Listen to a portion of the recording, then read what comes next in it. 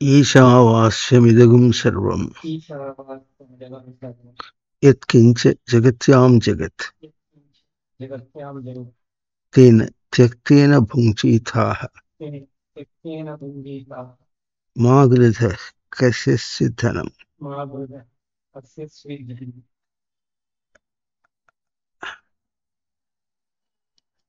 మంత్రాన్ని మనం చేసుకుంటున్నాం.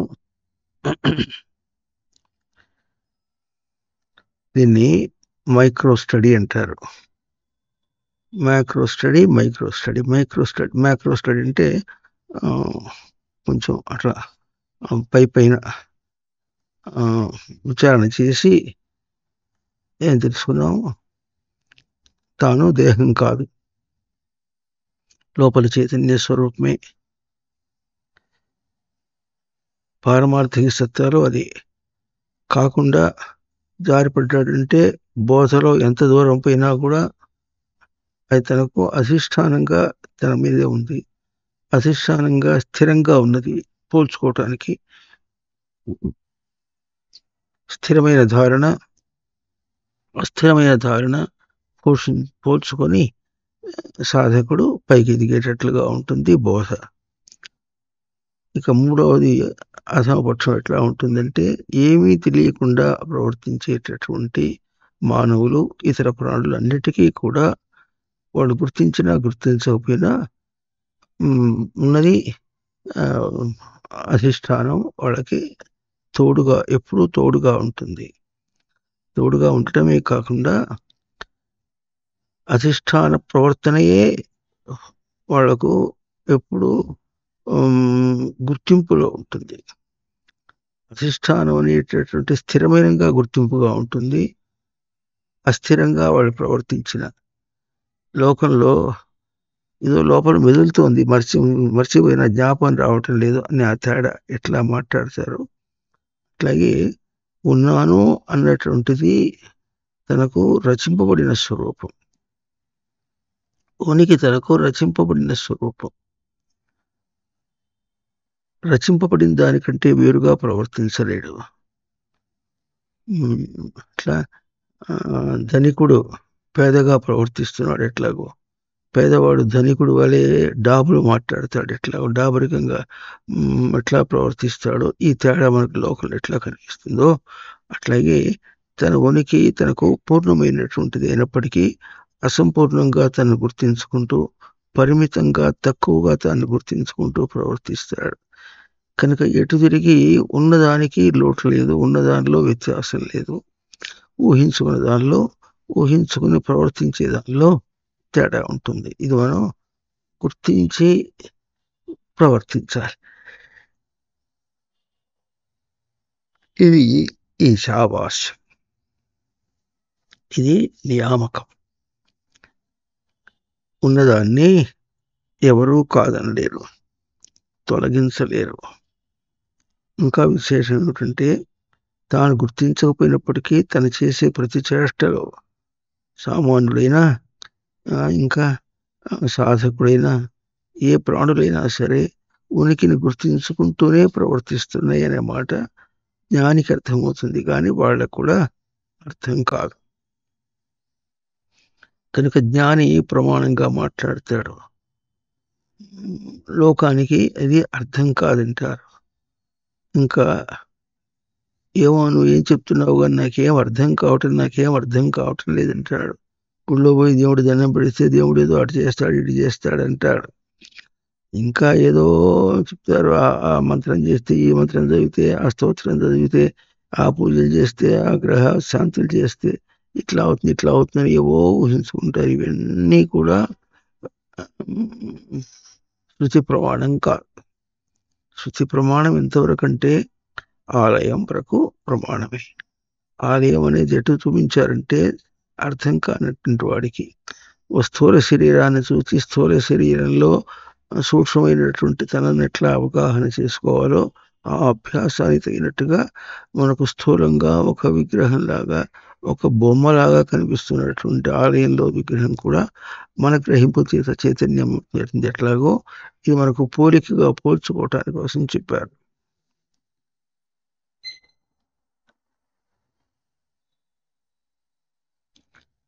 ఇది మనకు పోలికగా పోల్చుకోవడం కోసం చెప్పారు. ఎందుకు ఆ తేడాని మనం బయట ఎట్లా చూస్తున్నామో అది ఆ తేడా మనకే ఉంది. స్థూలంగానే తిరుగుతున్నాను, స్థూలమైన ప్రపంచంలో తిరుగుతున్నాను అనుకుంటున్నప్పటికీ కూడా స్థూలం అనే పదం తనని బాధించి దానికి ప్రమాణంగా తనకు సూక్ష్మమైనటువంటి స్వరూపమే తనది అని ఆ తేడా గుర్తించాలి. ఎందుకంటే ఈ పతనానికి కారణము ఈ వ్యత్యాసమే. సూక్ష్మమైన తన స్వరూపాన్ని స్థూలంగా గుర్తించడంలోనే వస్తుంది. అట్లా ఎందుకు వచ్చాడంటాడు. దానికన్నిటికీ కూడా శాస్త్రం మనకు సమాధానం చెబుతున్నది. అది చెబుతున్నటువంటి ప్రమాణాన్ని మనం గుర్తించటానికి ఎన్నో విధాలుగా శాస్త్రం మనకు చెబుతుంది. చెప్పడంలో శాస్త్రాన్ని శంకించేవాడు ఉంటాడు ఒకడు. తనను శంకించేవాడు ఎట్లాగో, శాస్త్రాన్ని శంకించేవాడు ఎట్లాగో, దైవాన్ని శంకించేవాడు ఎట్లాగో, దైవం అంటేనేమో ఎక్కడో బయట ఉన్నాడు అన్నట్టుగా అనుకొని అట్లా కాకుండా చివరికి అంత తనకే వర్తించేటట్లుగా తన ప్రవర్తనలో తన దాన్ని శుద్ధి చేసుకోవటం చేత తనకు అంత అందుతుంది. అంత తన దగ్గర అందుతుంది. అందుకోగలిగినటువంటి తేజస్సు తనకే ఉన్నది అన్నది ఒక నియామకం. అందుకని ఆ దృష్టితో మనం బయట ఎంతెంతగా ఎంత తిరుగుతున్నాము, చాలా సూక్ష్మంగా తిరుగుతున్నాం. కానీ మనకు స్థూలంగా విషయాలతో మాట్లాడుకుంటే స్థూలంగా ఉంది. కానీ ఆ స్థూలమైనటువంటి తను చేయాలంటే లోపలది తనకు చాలా సూక్ష్మంగా ఉంటుంది. మొబైల్ తీసుకొని కొట్టగానే ఏమొస్తుంది, మనకు కావాల్సిన పాట వచ్చేసింది, వీడియో వచ్చేసింది, మనం చూస్తున్నాం.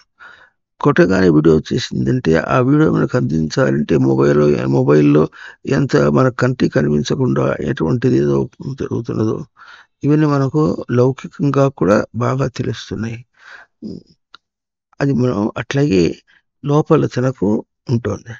ఎంతదాకా ఉంటుందంటే ఎక్కడో దేవుడు ఉన్నాడు, ఎక్కడో విష్ణుమూర్తి ఉన్నాడు, ఎక్కడో శివుడు ఉన్నాడు అనే భావన మనం పెట్టుకుంటే వాళ్ళని ఎక్కడో ఉన్నాడని దాన్ని తన దర్శనంలో తాను ఎట్లా చూస్తాడు. ఎక్కడైనా దర్శనంలోనే కనిపిస్తారు కానీ దృశ్యంగా ఎక్కడ కనిపించారు. సాక్షాత్తుగా వైకుంఠానికి వెళ్ళినా తన దర్శనం చూడాల్సిందే. మరి అహంకరించిపోయినటువంటి హిరణ్యకశిపుడికి అక్కడ విష్ణువు ఉన్నప్పటికీ కూడా విష్ణువు తనకు కనిపించాడు.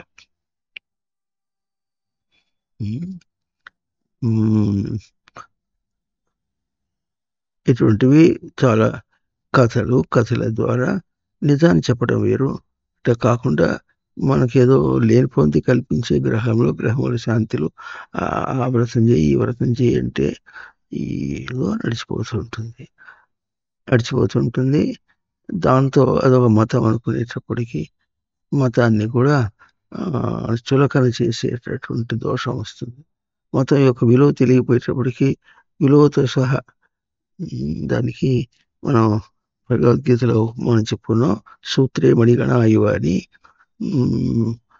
పూసల దారంలో దండ ఉంది. పూసలు బాగుంటే దండంతా బాగుంది అంటాడు, దారాన్ని చూసి కాదు. పూసలు బాగాలేకపోతే దండ బాగాలేదంటాడు, దారంతో సహా దండ బాగాలేదంటాడు. ఆధారమైంది తనకు కనిపించదు, బయట నామరూపాలే కనిపిస్తాయి. ఇదంతా మనకు లోకంలో అర్థమయ్యేటట్టుగా మన జీవితంలో మనకేం జరుగుతుందో వాటిని చూపించడానికి మనకు ఉపమానముతో చూపిస్తుంది. ఇది బోధ ఉంటుంది. బోధ ఒక్కొక్కటి చోటు చూస్తుంటే ఎట్లా ఉంటుంది, అది సామాన్యుడికి బోధ ఉన్నట్టుగా ఉంటుంది, కానీ సిద్ధులకు కూడా బోధగా ఉంటుంది. ఇటువంటివన్నీ మనం బాగా అవగాహన చేసుకొని చూసుకోవాల్సినది మనకు కర్తవ్యం. అందువల్ల ఇదంతా కూడా కర్తవ్యం ఎప్పుడు చెప్పుకున్నామో అది ఈశావాస్యం అంటే నియామకం. నియామకం అంటే ఇంగ్లీష్లో అపాయింటింగ్ అంటారు. ఇట్లా చేయి, నువ్వు you be here, do this, ఇక్కడ ఉండు, ఇది చెయ్యి అని వాడిని అక్కడ నిలపటం అన్నమాట. ఎట్లా ఉంటుంది అట్లాగూ ఇది తత్వము, ఇది ఇట్లాగే ఉంటుంది. నువ్వు తత్వం సరిగ్గా అర్థం చేసుకోనందువల్ల అన్ని భ్రాంతులు నీకు వస్తున్నాయి అని మనకు ఎత్తి చూపించేటట్లుగా ఉంటుంది. ఇది మనకు కావాల్సినవన్నీ అట్లా ఉంటాయి.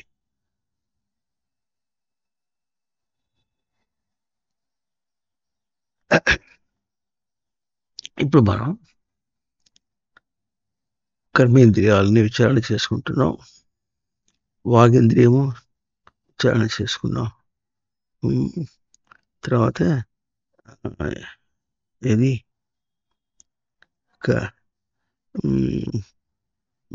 పాణి ఇంద్రియాన్ని విచారణ చేసుకున్నాం పోయిన ఆదివారం నాడు. ఇట్లా చూసేటప్పటికి ఎట్లా ఉంటుందంటే మనం ఎక్కడో వెళ్ళిపోతాం. అంటే ఆ పదమును ప్రసిద్ధంగా అర్థం చేసుకోవటం వేరు, ఆ పదం చెప్పేది వేరు. పదమునకు ప్రసిద్ధంగా అర్థం చేసుకుంటే పాణి అంటే చెయ్యి, అంటే ఈ చెయ్యి వరకే మనకు పరిమితంగా ఎంత మాట్లాడినా దీంతోనే మాట్లాడినట్టుగా ఉంటాం.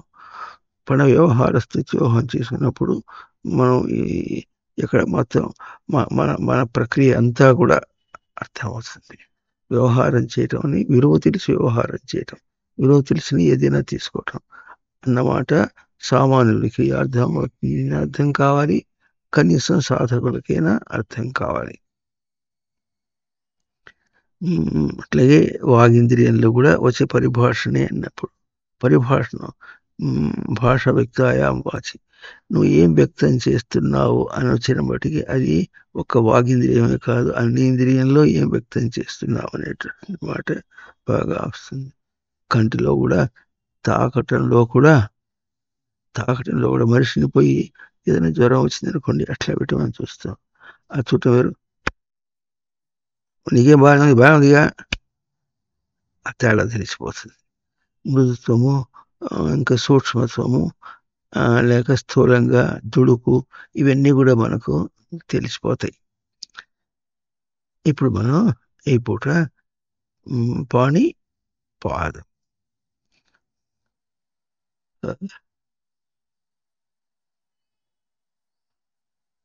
పాదం అంటే ప్రసిద్ధార్థం మనకు కాళ్ళు. కాళ్ళతో నడుస్తున్నాం, నడిచి మనం ఎట్లా వాడుకుంటున్నాం, ఒక చోటు నుంచి ఇంకో చోటికి పోవటం అని. ఇది కేవలం వ్యావహారికమైనటువంటి జీవితం. అంటే వ్యవహారం అంటే మనం విశేషంగా తీసుకోవలసినటువంటి జీవితం అర్థం మనకు.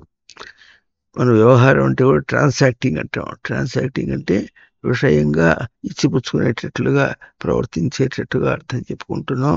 ఆ పదము కూడా ఇచ్చిపుచ్చుకునేది ఏం లేదు, ఇచ్చేది లేదు, పుచ్చుకునేది లేదు. వ్యావహారికంగా అంటే మనం వ్యవహార స్థిత్యోహ చెప్పినప్పుడు విశేషణ అవహరతి, హరతి అంటే తీసుకోవటం, అవ అంటే భద్రంగా తీసుకోవటం, విశేషంగా తీసుకోవటం. మన వ్యవహారం అంతా కూడా విశేషంగా భద్రంగా తీసుకోవాల్సినవే. బతుకంతా బయట బతుకంతా వ్యావహారిక జీవితం అంటాం, లేకపోతే విషయ జీవితం.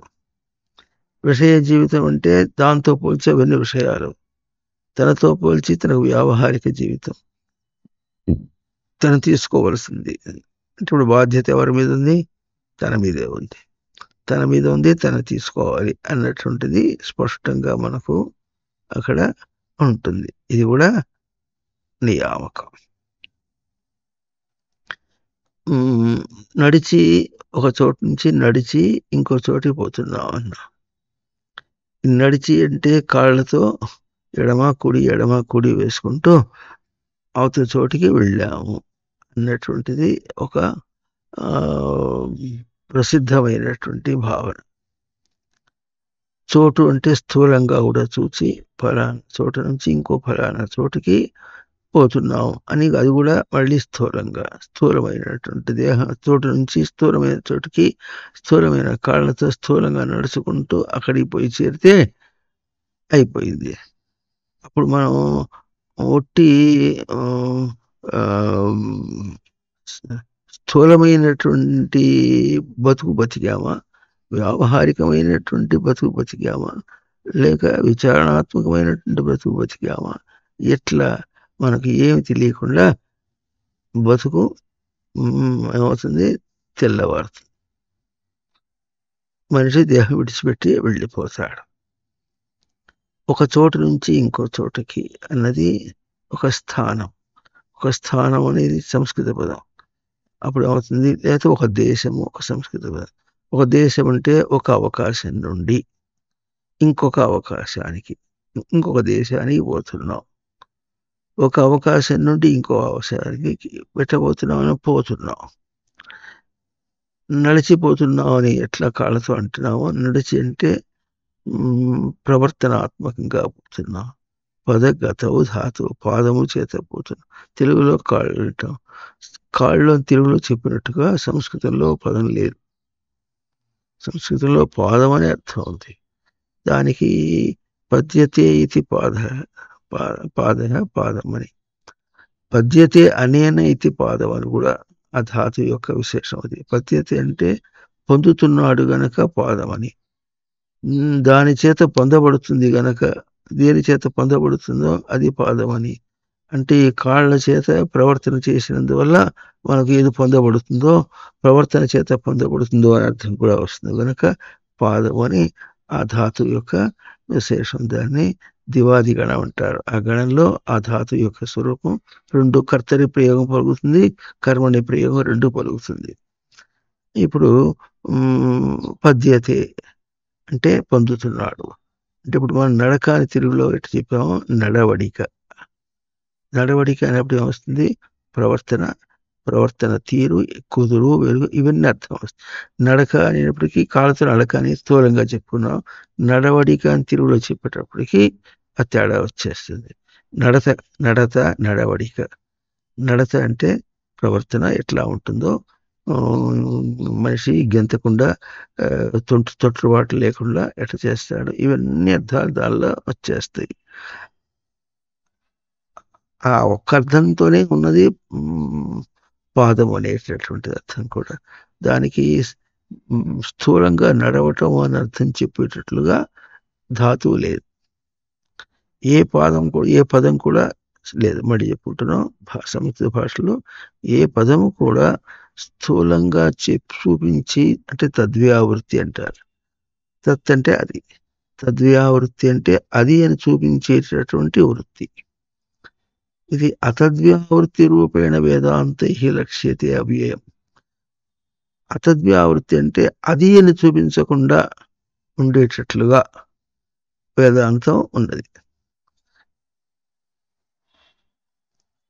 వ్యాకరణాన్ని చూసినప్పుడు వ్యావహారికంగా కూడా చేసుకున్నారు కొంతమంది పండితులు. కానీ పాణిని దానిలో మళ్ళీ అది ఏదైనా సరే, ఎట్లాగైతే తత్వభావంలో ఉంటే దాన్ని వ్యావహారికం చేసుకున్నాడు, దానిని కేవలం తత్వభావానికే కూర్చున్నటువంటి ఆ వ్యాకరణాన్ని కూడా వాడు వ్యవహారానికి స్థూలంగా ప్రసిద్ధార్థానికి కూర్చుకున్నాడు. ఇది చాలా అపాయకరమైనటువంటి విషయం. తోనే సంస్కృత భాషని బయట ఇష్టం వచ్చినట్టుగా ప్రయోగం చేయకూడదు. చాలా అపాయం. తన సంస్కారం పోతుంది, ధర్మం, తన నిలపగలిగినటువంటి ధర్మం, తన ధారణ నాశమైపోతుంది, తన ధారణ ప్రసిద్ధమే అయిపోతుంది. నిజార్థమును ధారణ చేయలేడు, ప్రసిద్ధార్థం ధారణ చేస్తాడు. ధారణ చేసి ఆ విధంగానే పోతూ ఉంటాడు. అలవాట్లు ఎట్లా తొందరగా పోవో అట్లాగే ఇది కూడా ఒక దురలవాట్లాగా అయిపోయి తనని మోసం చేస్తుంది. అందువల్ల ఇక్కడ నడిచిపోవటం అనేటటువంటిది ఎట్లా ఉంటుంది, అది ప్రవర్తనాత్మకంగా పోవటం అన్నమాట.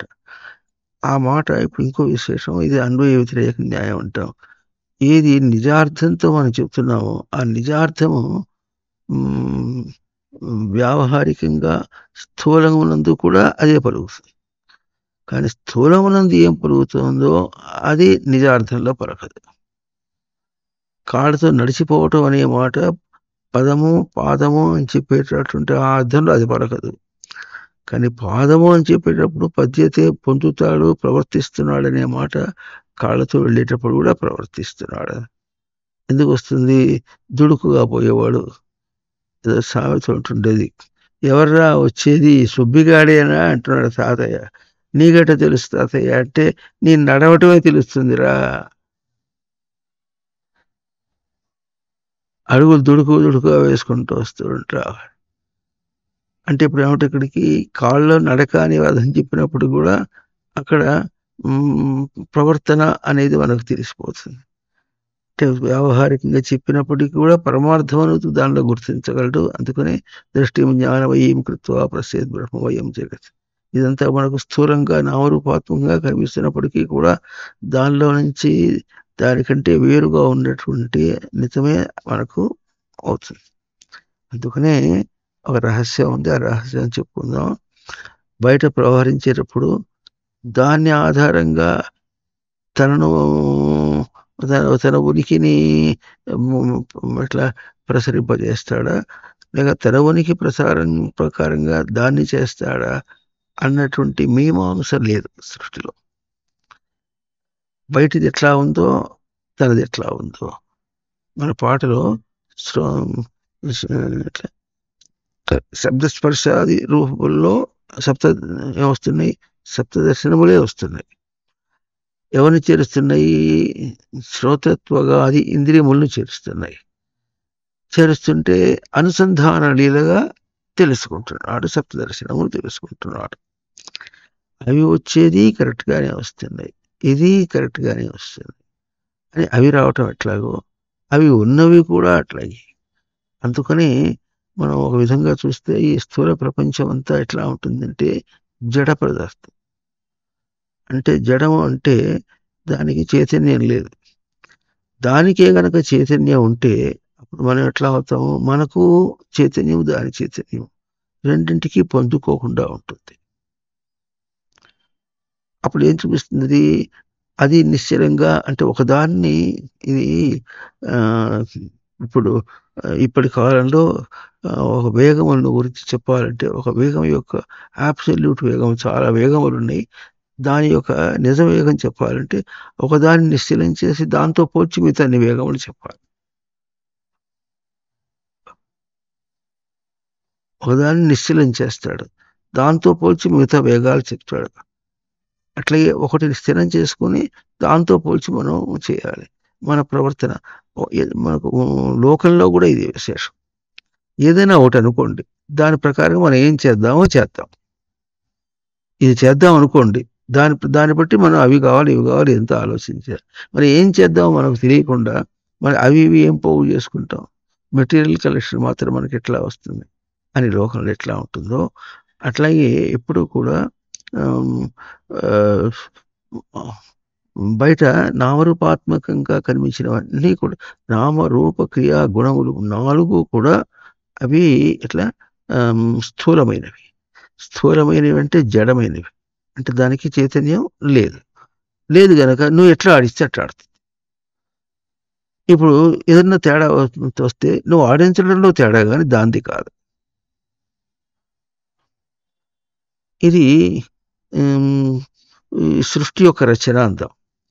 దాని మీద ఇది కూడా సృష్టిలో ఒక రచన, జీవుని యొక్క రచనయా లేక భ్రాంతి యొక్క రచనయా అంటే మళ్ళీ నువ్వు భ్రాంతిలో రుచించుకుని అనుకున్నప్పటికీ పదార్థం అనుకున్నా కూడా అది జీవుడుగా దాంతో జీవిద్దామని అనుకుంటున్నప్పటికీ కూడా నువ్వు డిక్టేట్ చేయబడింది. అంటే ఈశావాస్యం నియామకమైంది ఎట్లా ఉంటుంది? అది సృష్టి రచనగా ఉంటుంది. సృష్టి రచనగా ఎట్లా ఉంటుందంటే దాని నువ్వు ఏమని లాభం లేదు. లోకంలో నామరూప క్రియాగుణములతో నువ్వు ఏమి చెప్పి ఏమీ లాభం లేదు. అవి జడమే. మనం చేసే క్రియలన్నీ కూడా జడ స్వరూపాలే. జడ స్వరూపాలతో దాంతో మనం తిరుగాడుతున్నాం అనమాట. అట్లాగే గుణము అనేది కూడా దాంతోనే పోవచ్చు. వాటికి గుణములు ఉంటాయి. ఇంగ్లీష్లో వాటిని ప్రాపర్టీస్ అంటారు. మన దగ్గర ఉన్నేమో ప్రాపర్టీస్ కాదు, మన తెలుగు సంస్కృతి లక్షణాలంట. ఇవి లక్షణములు, అవి గుణములు. కనుక నామరూప క్రియా గుణములుగా ఉన్నటువంటి వాటితో మనం తిరుగుతుంటే అవి ఎట్లా ఉంటాయి? అవి ఎట నడిపిస్తే అట్లా వస్తాయి. దానిలో సూక్ష్మత్వం ఎట్లా ఉంటుందో మనం తీసుకోవటంలోనే తేడా ఎట్లా ఉంటుందో మనం ఊహించలేము, అట్లా చూపిస్తుంది. ఉదాహరణకు ఒక బంతి ఉంది, బంతి రౌండ్గా, దాన్ని మనం తిప్పాలి. క్యారమ్ బోర్డు ఆడేటప్పుడు క్యారమ్ బోర్డు అవన్నీ బిళ్ళలుగా ఉంటాయి, రౌండ్ బిళ్ళలుగా ఉంటాయి. అవతలవన్నీ రౌండ్ బిళ్ళుగా ఉంటాయి. ఈ రౌండ్ బిళ్ళు వెళ్ళి దాన్ని కొట్టాలన్నప్పుడు మనం ఏదో కొట్టేస్తే మనం ఎట కొట్టామో అట్టగే తిరుగుతుంది. అంతేకాని దాన్ని చాకచక్యం అని మొదలు అంటాడు. సరిగ్గా చూసుకొని ఏ విధంగా ఈ రౌండ్ పోయి ఏ పాయింట్లో అది కొడితే అవతల ఏడు పడుతుందో అది మనం చూసుకోవటం, అది మరి చివరికి మన మీదే అవుతుంది. ఇప్పుడు భాష ఆప్షన్ మనదే, ఎంచుకోవటం మనది, మన చేతిలో ఉంది. అందువల్ల అప్పుడు మనకు తెలిసి ఉంటుంది. తప్పు దానివల్ల కూడా ఉండి మన దగ్గర తప్పు ఉంటే మనం పోల్చుకోవటానికి, మన స్థితిగతులు చూసుకోవటానికి మనకు తెలియదు. అది స్థితి గతి, అది పాదం. పద్యతే గతి పాదం అన్నమాట. కనుక నడవటం అంటే కేవలం కాళ్ళతో నడవటం కాకుండా గెట్ గోయింగ్ ఆఫ్ థింగ్స్ అని ఇంగ్లీష్లో కూడా చెప్తుంటారు. విషయాలు ఎట్లా పోతున్నాయి, ఎట్లా సాగుతున్నాయి అనేటప్పటికీ అవి ఎట్లా సాగటం అంటే విషయాలకి కాళ్ళేవి. కారు ఎట్టబోతుంది అంటే కారు ఎట్టబోతుంది కంటే నడిపించేవాడు ఎట్ట నడిపిస్తున్నాడు అని మనం కారు ఎట్టబోతుంది అని ఇస్తాం. విషయాలు గతి అంటాం. విషయాలు ఎట్టబోతే మనమే నడిపిస్తున్నాం. అంటే ఎప్పుడైతే ఇప్పుడు ఈ సృష్టి ఏమన్నా, ఇప్పుడు నువ్వు ఏది నామరూప క్రియాగుణములుగా చూస్తున్నావో దాన్ని నామరూప క్రియాగుణములుగా చూసినప్పటికీ కూడా అది పారమార్థికంగా నీ చైతన్యంతో నువ్వు దిద్దుకొని చూడవలసినది నీ పక్షమే. అంటే ఇప్పుడు మరి దాన్ని నామరూపములుగా చూసుకుంటూ దానికోసం నిన్ను చేస్తావా, నీ కోసం దాన్ని చేస్తావా? అంటే ఇప్పుడు నీ ప్రయత్నంలో స్థూలమైన దాంతో ప్రవర్తిస్తుంటే నువ్వు ఎట్లా నువ్వు చైతన్యాన్ని నిలుపుకోగలవో అది చూసుకోవటం అనే మాట వచ్చేటప్పటికి ఇదే అదే అని ప్రశ్న లేదు, ఉండదు ఒకటి. అట్లా కాకుండా విషయాలంటే అవి నామరూపాలుగా కావు, అవి కొంచెం సూక్ష్మంగా ఉంటాయి, కంటికి కనిపించవు, కానీ బాగా బాధిస్తూ ఉంటాయి. విషయాలు దేనివల్ల వచ్చినాయి? మనిషి యొక్క ప్రకృతి వల్ల వచ్చినాయి. మనిషి యొక్క భ్రాంతి, ఊహ, కల్పనలు ఇవన్నీ ప్రకృతి అన్నమాట. అదేమో స్థూల ప్రకృతి, జడ ప్రకృతి అంటారు. ఇది మనిషి కనిపించుకునేటువంటివి. మరి దీంతో చేసేటప్పుడు దీంతో ఎట్లా ప్రవర్తిస్తాం? దీంతో నడక ఎట్లా జరుగుతుంది? మన బతుకు అట్లా నడుస్తుంది. ప్రతిదీ తనకు ఉనికి అంశంతో పోల్చుకొని ఉనికి ప్రధానంగా బ్రతకవలసినటువంటి తనకు ఉనికి అనే అంశం వదిలిపెట్టేసి అది ఎట్లా పోతుందో, అది ఎట్లా అవుతుందో, ఆ విషయం ఎట్లా అవుతుంది, ఈ విషయం ఎట్లా అవుతుంది అని అంటాడు. అది ఎట్లయితే నీకేం గనక అది ఎట్లా అవుతుందో తనకేమని, నీకేమంటే నాకు కావాలి ఇంకెవరికి కావాలి అంటాడు. అప్పుడు అంటే అది అట్లా అయ్యి తనకు మరి మేలే వస్తుందో కీడే వస్తుందో. ఇంకా పైగా ఉంటారు కీడించి మేలించాలి. ఒక విషయంలో ముందు కీడు జరుగుతుందేమో చూసి జాగ్రత్త పడి తర్వాత మేలును చూసుకోవాలి. అంతేగాని మేలు వస్తుందని పడితే ఆశ అవుతుంది, ఊహ అవుతుంది. ఇటువంటివన్నీ చాలా వచ్చినాయి తర్వాత. ఇవన్నీ బయట దాంతో పోల్చుకుంటూ ఎన్నో నీతులు చెప్పినట్టుగా ఉంటాయి, కానీ అక్కడితో సరిపోదు. ఆ నీతులు తప్పేం లేదు. ముందు కీడించి మేలించమన్న తప్పేం లేదు. Failure is stepping stone for success తప్పేం లేదు. అపజయము జయానికి ముందు మెట్లు అన్నాడు, అది తప్పేం లేదు. కానీ జయముని దేని గురించి? మరి విషయాత్మకం. కీడు మేలు దేని గురించి? విషయాత్మకం.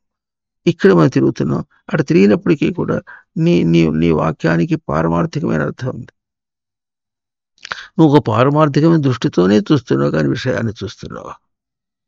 క్షీణించి మేలించాలనే మాట పారమార్థిక అర్థంలో తీసుకోగలిగినటువంటి దాన్ని విషయాత్మకంగా తీసుకున్నాం. లోకంలో ఏదో అయిపోయిందని ఏడవకూడదు, ధైర్యం వహించాలి. ధైర్యం వహించకపోతుంటే జయమును సాధిస్తావు నీవు అన్నాడు. అంటే ఏం జయం సాధిస్తావు? మళ్ళీ విషయంలో జయం సాధిస్తావు అనే మాట వస్తుంది. కానీ జయమును సాధిస్తావు అన్నమాట అక్కడ ఏడవకూడదు. ఒకటి అయిపోయిందని ఏడవకూడదు, దాన్ని బాధపడవలసిన అవసరం లేదు. ఆ వాక్యాలన్నీ బాగానే ఉన్నాయి, కానీ అన్నిటికీ ఎట్లా ఉన్నాయి? లోకంలో ఎట్లా బతకాలు అని ఎట్లా ఉంటుంది. ఇప్పుడు ఇంతలా పుస్తకాలు ఉన్నాయి, పర్సనాలిటీ బిల్డింగ్ అని. మనుషులకు పర్సనాలిటీ బిల్డింగ్ అంటే వాళ్ళ వ్యక్తిత్వాన్ని వాళ్ళు పోషించుకోవటం. వ్యక్తిత్వాన్ని పోషించుకోవటం అనే విషయంలో ఎన్నో చెప్తున్నారు. లోకంలో ఏదో సాధించాలని, లోకంలో తన వ్యక్తిత్వాన్ని నిలుపుకోవాలని అది చూపిస్తుంటే వాళ్ళకి అది బాగున్నట్టుగా ఉంటుంది. ఎందుకంటే వాళ్ళ బుర్రలన్నీ దాని మీద వర్క్ చేస్తున్నాయి. లోకంలో ఎట్లా ఉండాలి, నేను ఎట్లా సాధించాలి, నేను ఎట్లా గొప్పవాడిని కావాలి, ఎట్లా కొట్టుకుని తినాలి, ఎట్లా లూటింగ్ అంటారు, ఎట్లా బావుకు తినాలి, ఎట్లా కొట్టి తినాలి అన్న దూరంలో వస్తున్నారు. అందువల్ల ఇప్పుడు ఏదని చెప్పినప్పుడు కూడా ఒక నిజభావంతో ఒక వ్యక్తి ఒక ఎట్లా లౌకికంగా ఓ జెంటిల్‌మన్ అంటాడు. ఓ పెద్ద మనిషిలాగా బతికేటట్టుగా, ఉండేటట్టుగా ఏ పర్సనాలిటీ బిల్డింగ్ చెప్తున్నారో అవన్నీ ఇప్పుడు ఎట్లా తీసుకుంటున్నారు? వాటిని వాడుకొని అవతల వాడిని తలకాయలు పగలగొట్టి డబ్బు సంపాదించేటట్టుగా కూడా వస్తున్నాయి. ఇదంతా కూడా విషయ జీవితం. ఇది ఎట్లా నడుస్తుంది ఇప్పుడు? దీనికి కాళ్ళేవి? అదే కనుక లోకంలో 2. ఒకటేమో నామరూప క్రియా గుణములుగా ఉండేది ఒకటి. దాంతో ప్రవర్తన ఎవరి బాధ్యత తనది. అటు కాకుండా విషయములతో బాధ్యత ఎవరిది? అది కూడా నడక. దాని నడక ఎట్లా ఉంటుంది? కారు నడకలాగా ఉంటుంది. గోడ అంటే గోడ అక్కడే ఉంటుంది, తెలిసిపోతుంది మనకు. మీది ఎట్లా ఉంటుంది? ఏ విషయం ఆగి ఉంటుంది, ఏ విషయం వెళ్ళిపోతుంది అన్న మాటకి అర్థం లేదు. మనం ఎట్లా దానికి ఊపిస్తే అట్లా ఉంటుంది. మనం ఇస్తే ఊపు. మనం దేంతో ఇస్తున్నాము? ఉండాలి, నేనేదో బతకాలి, నేనే బాగు తినాలి అనేటువంటిది గుర్తు తెలుసుకోకుండా తన మేలుని, తన శ్రేయస్సుని మాట్లాడుతున్నాడు. తన శ్రేయస్సునే మాట్లాడుతున్నాడు. గుర్తు తెలుసో తెలియకుండా, నిజం తెలుసో తెలియక తన శ్రేయస్సే మాట్లాడుతున్నాడు గనక తనతోనే పోల్చి మాట్లాడుకుంటున్నాడు. ఎప్పటికీ కూడా తనతో పోల్చుకున్నవాడు కాలేదు. ఎందుకు కాలేదంటే తనకు విషయాత్మకంగా తనకి ఏం మేలు కావాలనుకున్నాడు గనక తనతో పోల్చుకున్నవాడు కాలేదు. తనతో గనక నిజంగా పోల్చుకుని ఉంటే, తనకి ఇవన్నీ అక్కర్లేదని తెలిసి ఉంటే, లేనిపోయిన భ్రాంతి కలుగుతుందని తెలుసుకుంటే వీలైనంత వరకు విత్డ్రా అంటాడు. తను ఉపసంహరించుకొని వాటితో సంబంధం లేకుండా బతుకుతాడు. మొన్న ఆ వీడియోలో ఆ పసివాడితో మాట్లాడుతున్నప్పుడు ఎట్లా దెబ్బ తగిలిందా, రక్తం వస్తుందా, ఓహో సరేలే అయితే బాధపడకూడదు. బాధపడితే అది పెద్ద విషయం అయిపోతుంది. ఎన్ని రోగాలు వచ్చినా, ఎన్ని కష్టాలు వచ్చినా కూడా మనం బాధపడకుండా ఉండటం అనేటటువంటిది ఇది బోధ. ఇది దానికి తర్వాత ఈ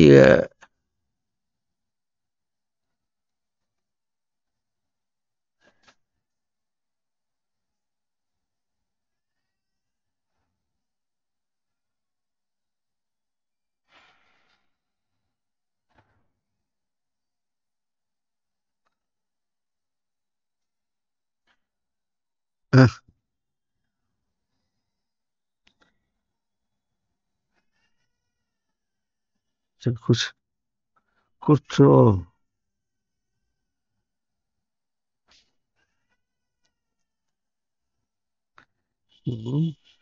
పిల్లవాడు ఏడుస్తున్నాడు అక్కడ. పిల్లవాడు ఏడుస్తుంటే మంచిదా కాదా? పసివాడు ఏడిస్తే మంచిదేలే అని ఒకటి.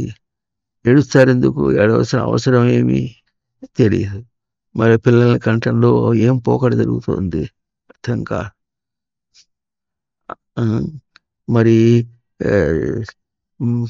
పిల్లల్ని కంఠం అంటే లోకంలో సామెత ఎట్లా, లోకంలో తీరు ఎట్లా ఉంటుందంటే పుట్టినవాడికి కామవాంఛ ఉండటం అనేది సహజం.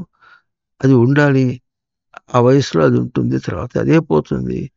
అయినా అది ఉండాలి అని ఇట్లా పెట్టుకునేటప్పటికి ఈ అర్థం లేదు, పర్థం లేదు. ఆ జీవుడు ఏమవుతాడు? పిసికి అవుతాడు, పిసికి పాడైపోతాడు అనేది కూడా తెలియకుండా వాడేదో పుడతాడు. వాడు పుడితే ఏమవుతుంది? వాడితో ఎట్లా ఉండాలి, ఎట్లా బతకాలి.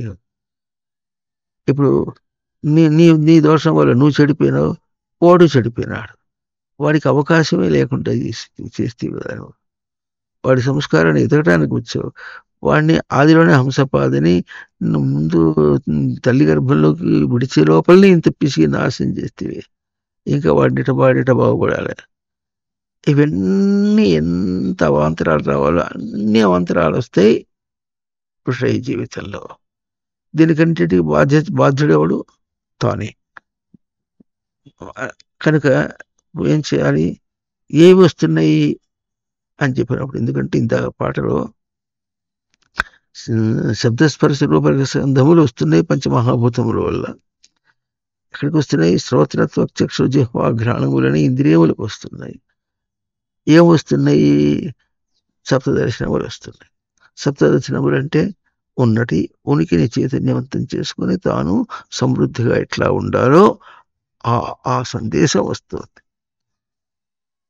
అనేది చెప్తే ఇప్పుడు మనం అనుకున్నాం, సరే ఆ పంచమహాభూతముల నుంచి వస్తున్నాయి, సరే ఇదేం చేయమంటావు అంటే, అందుకని ఈ నామరూప క్రియాగుణములు కూడా సప్తదర్శన పంచభూతాత్మకమైనవే కనుక దాంతో తిరుగుతున్నప్పుడు నీకు సప్తదర్శనముల యొక్క తేడా చూపిస్తుంది.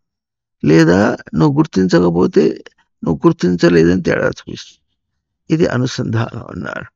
అట్లాగే విషయముల దగ్గరికి వచ్చేటప్పుడు కూడా విషయములు మనకేం చూపిస్తున్నాయి? అనుసంధానమునే చూపిస్తున్నాయి. అనుసంధానం అంటే అవి ఏ రూపంలో వస్తే నీకేం గనక నువ్వు ఏ రూపంలో తీసుకుంటావు?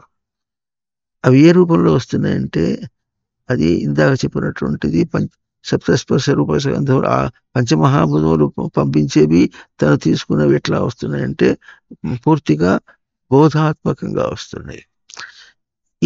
ఈ నామరూపములతోనూ ఈ విషయంతో తిరుగుతుంటే తనకు బాధాత్మకం అన్నారు. బాధాత్మకమైన సప్తదర్శనములే వస్తున్నాయి, బోధాత్మకమైన సప్తదర్శనములే వస్తున్నాయి. ఇప్పుడు తన కర్తవ్యం ఏమి? అనుసంధానం చేయటం అన్నారు.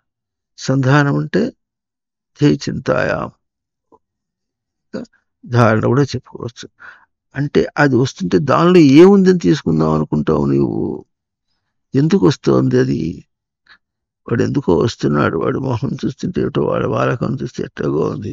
కొంతమంది వాలకం చూపించకుండా అంత దాచిపెట్టుకుని ఇట్లా వస్తారు, పైపై మాటల్లో వచ్చేసి మోసం చేసిపోతారు. ఇట్లా మనం వాళ్ళందరినీ ఏదో లోతుగా చేసినట్టుగా ప్రయత్నం చేస్తావే, దానిలో ఏం మోసం చేస్తాడు? డబ్బులు కోసుకుపోతాడు అంతేగా. ఇప్పుడు చాలా వస్తున్నాయి. మొబైల్ పెట్టుకుంటే ఇటువంటి మోసాలు మనకు చాలా ఉన్నాయి.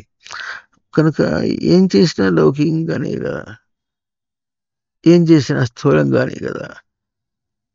ఇంకో విశేషం, ఇప్పుడు మనం అనుసంధానం చేయడం ఏం చేయాలంటే వాడెవడో మోసం చేస్తున్నాడు అని మనం వాడిని గురించి మనం అనుకుంటున్నామంటే వాడు మోసం చేయగలిగినటువంటి దాన్ని గుర్తించేటటువంటి నీ తెలివిని ప్రయోగం చేస్తున్నావు. వాడిని చూసి నీ తెలివి నీకు ఏమైంది? అది యాక్టివేట్ అయింది, దాంతో ప్రవర్తించగలుగుతున్నావు. అంతే. బయట పంచమహాభూతములు ఎట్లాగో వీడు పంచమహాభూతాత్మకమైనటువంటి ఈ నామరూప క్రియాగుణములు, అట్లాగే మనుషులు కూడా, పశువులు అన్నీ కూడా పంచభూతాత్మకమైనటువంటివే.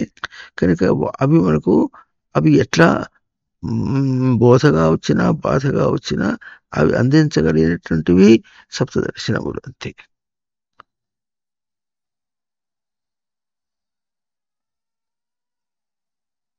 అంతకంటే వాటి లేదు ఇంకోటి. దాన్ని నువ్వు తీసుకోకుండా దాన్ని మళ్ళీ మసిపూసి మారేడుకాయ చేసినట్టుగా దాన్ని వేరుగా నువ్వు చూస్తున్నావంటే, దాన్ని వేరుగా చూడాలంటే నేను నువ్వు వేరుగా చేసుకుంటే దాన్ని వేరుగా చూస్తావు. ఇది కూడా వచ్చేసి తన దోషం కూడా తన దగ్గరే తెలుస్తోంది అనమాట. ఈ అర్థం చూపిస్తుంది పాదం. నడక ఎట్లా ఉంది? నడక అనే కాదు ఎట్లా ఉంటుందో, ఎన్ని తిరిగి ఉంటావు, ఎక్కడెక్కడ తిరిగి ఉంటావు, ఎన్ని మాలు తిరిగి ఉంటావు, ఇది ఎట్లాగో అట్లాగే విషయాల్లో తిరుగాటం అనేటువంటి ఎన్ని విషయాలు తిరిగాడంటే అట్లా. బయట తిన పట్టుకుంటే ఓ జిడ్డు పట్టుకుంటే జిడ్డు అంటుకునేదే మనకు తెలుస్తుంది. అది ఎట్లాగో జిడ్డు అంటుకోవడం అంటే ఎట్లా ఉంటుందో అనేటటువంటిది భౌతికమైనటువంటి స్థూలమైనటువంటి జిడ్డుకి అంటుకుంటే ఎటు తెలుస్తుందో, అట్లాగే తనకు తన భావములతో జిడ్డు మనిషి అంటుంటారు. జిగురు మనిషి, ముక్కు చెవిటి జిగురుగా ఉంటుంది. ఇంకోటి పట్టుకుంటే ఆ దురద,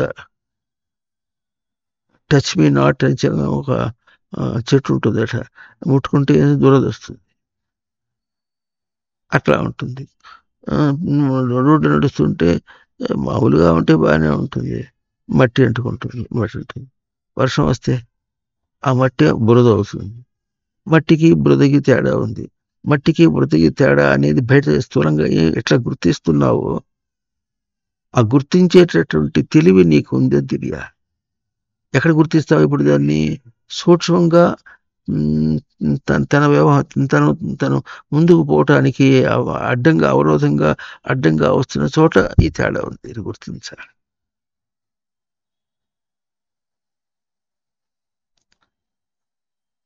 అది నీ దగ్గర ఉంది. అది అక్కడ దర్శనం చేయకుండా ఏం చూస్తున్నాం మనం? బయట చూస్తున్నాం. అది కూడా బురద. మామూలు మట్టి బురద వేరు. కడుక్కుంటే వెళ్ళిపోతుంది. కొడా కింద నీళ్ళు పెట్టి కాలు పెడితే పోతుంది. బంక మట్టి అయితే, జిగురు మట్టి అయితే ఇట్లా ఉంటుంది. వేసి కాలేసి బండ మీద రుద్దినా కూడా ఆ జిగురు పోదు. అంటే అటువంటిది కూడా నీ దగ్గర ఉంటుంది. అది నీ దగ్గర ఉంటుందని, అటువంటిది నీ దగ్గర ఉంటుందని ఆ బురద చూపించింది. నీ భావంలో అంత అర్థం ఉంది. ఎందుకు ఉంటుంది అంత భావంలో అర్థం ఉంటుందంటే నీ భావమే అక్కడ నీకు దర్శనం చేయటానికి. ఇది అనుసంధానం. సప్త దర్శనం ఎలా చూపించిందంటే ఉనికికి ఎటువంటి దోషం ఉంటుందో, అక్కడ బయటగా కల్పించుకున్నప్పుడు ఎట్ట దోషం ఉంటుందో అది ఉనికితో పోల్చుకునే వస్తుంది. అటువంటిది ఉనికితో పోల్చి నీకు ఉంటుంది. ఎట్లాగైతే దాంతోపాటుగా ఆ ఒట్టి మట్టో, లేకపోతే మామూలు మట్టో, లేకపోతే బురద మట్టో, లేకపోతే బంక మట్టో కాడికి అంటుకుంటే మనం ఏం చేస్తున్నాం అంటే కడుక్కుంటున్నాం. ఆ కడుక్కోవటం అనేటువంటి నీకు లోపల నుంచి వస్తుంది. అది ఎట్లా వస్తుందో అట్లాగే అటువంటి భావాలు రావటం, అటువంటి వెరైటీగా రకరకాలుగా భావాలు రావటం, వాటి నుంచి తప్పించుకోవటం అనేటటువంటిది పాదము, పోకడ, నడక. అది తనకు వస్తుంది. ఎక్కడి నుంచి ఎక్కడికి పోతున్నాడు? ఒక చోటు నుంచి ఇంకో చోటికి పోవటం అనేది చెప్పుకున్నాము. చోటు అనేది స్థూలంగా కాకుండా ఒక భావం నుంచి ఇంకో భావం, గుర్తించని భావం నుంచి గుర్తించే భావానికి పోవటం. అది ఎంత దూరం ఉంటుంది? స్థూలంగా దూరం మనం పోల్చుకుని కిలోమీటర్లు మనం చెప్పుకున్నాం. ఏమైనా అంత దూరం నడిచిపోతేనే పోతాం ఎట్లాగో, అట్లాగే ఇది గుర్తించని వాడు గుర్తించటం దాకా ఎంత దూరం ఉంటుంది అంటే నువ్వు పోయేంత వరకు ఉంటుంది, చేసేంత వరకు ఉంటుంది. దూరం ఇది ఎంత చెప్పాలి? దోషేణ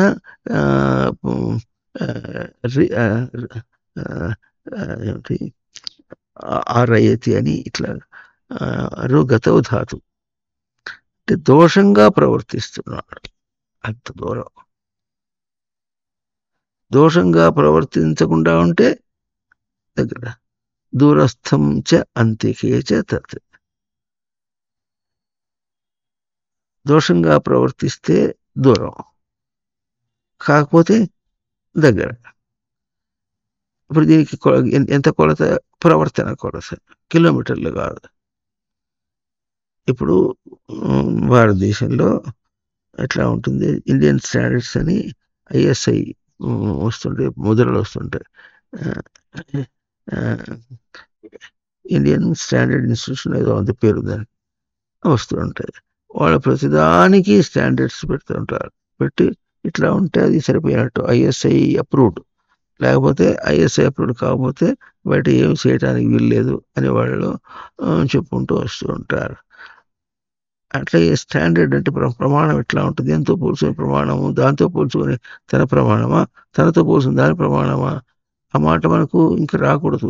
అన్వయ వ్యతిరేక న్యాయం అని ఎప్పుడైతే విన్నామో ఆ సందేహం మనకి ఇంకా రాకూడదు.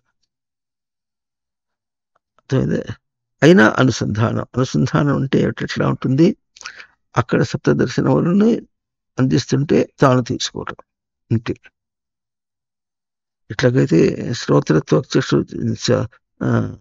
శబ్దస్పర్శ రూపరసగంధములు సప్తదర్శనం అందిస్తూ ఉంటే ఈ శ్రోత్రత్వ చక్షుములు ఏం చేస్తున్నాయి?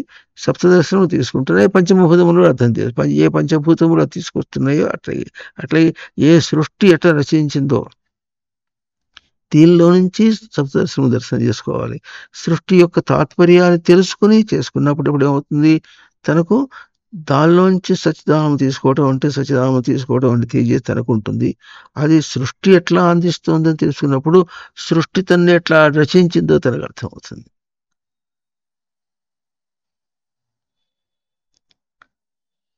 చాలా విశేషమైనటువంటిది. మనకు ఒట్టి కాళ్ళు కాదు. ఈ కాళ్ళకి నొప్పులు రావచ్చు, విసిగించుకుంటాడు. కాళ్ళకి నొప్పి వేరు, తన ప్రవర్తన నొప్పులు వేరు. ఈ కాళ్ళ నొప్పులు పోతాయి, దేహం విడిచిపెట్టి పోతాయి. కానీ పోయేటప్పుడు బుద్ధికి సేద్యం చేస్తున్నాం, బతుకంతా బుద్ధికి సేద్యం చేస్తున్నాం. బుద్ధికి సేద్యం చేయటం అంటే అర్థమైందిలే అనద్దు. బుద్ధి అంటే చెప్పున్నాం, ఉనికిని భద్రంగా పెంచుకోవటం. ఉనికిని భద్రంగా ఉంచుకోవటం అనేటటువంటి సేద్యం చేస్తున్నావు. నీ కుదురుకు సేద్యం చేస్తున్నావు. బతుకంతా అది. నువ్వు ఏం చేసినా అది విషయముల్లో, త్రూ ఆల్ ది ఇష్యూస్, విషయముల ప్రవర్తన అన్నిట్లో కూడా నువ్వు చేసేది బుద్ధి సేద్యం.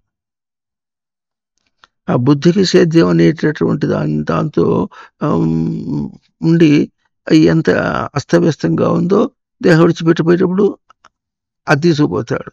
దేహం విడిచిపెట్టినప్పుడు ఈ కాళ్ళకున్న నిప్పులు పోతాయి, తగలబెట్టేసారని పోయింది. కానీ అస్తవ్యస్తంగా తీసుకుపోయిన బుద్ధి ఆ నిప్పులు పోవు, జాడించి కొడుతూ ఉంటుంది తన బుద్ధి. బుద్ధి ఎట్లా జాడించి కొడుతుందనే మాట ఇప్పుడు మెంటల్ టెన్షన్లో అవస్థ పెడుతున్నటువంటి వాడు ఎక్కడ అవసరం పెడుతున్నాడు, బుర్ర మీద అవస్థ పెడుతున్నాడు. తలకాయ వేడెక్కింది, బుర్ర వేడెక్కింది, అది ఇట్లయింది, ఒళ్ళు నొప్పులు అయింది అంటున్నాడు. మెంటల్ టెన్షన్ అంటాడు. మళ్ళా భావంలో పిసుకుని అవస్థపడుతున్నాడు. అది అక్కడే అవస్థపడుతున్నాడు. అది దాని రూపం ఎట్లా ఉంటుంది అది కూడా తెలియదు. ఆ తెలియటం కూడా పాదమే. దానికి మెదడు ఏం చేసింది? మెదడు ఏం చేస్తుందంటే అవి వాటికన్నిటి కూడా సిగ్నల్స్ ఇచ్చి ఆ సిగ్నల్స్ నీకు వదిలేస్తుంది. ఎంత అసహ్యంగా ఉంటుందంటే లోకం అసలు ఆ ఛాయకే రావటం లేదు. ఎట్లవో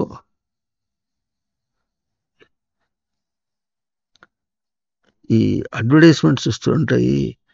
అడ్వర్టైజ్మెంట్స్ చూస్తుంటే ఎట్లుందంటే మనుషుల్ని ఎంత ఫూల్ చేసి వాడికి ఏం తెలియని దద్దమ్మలాగా వాడికి అని చూపిస్తే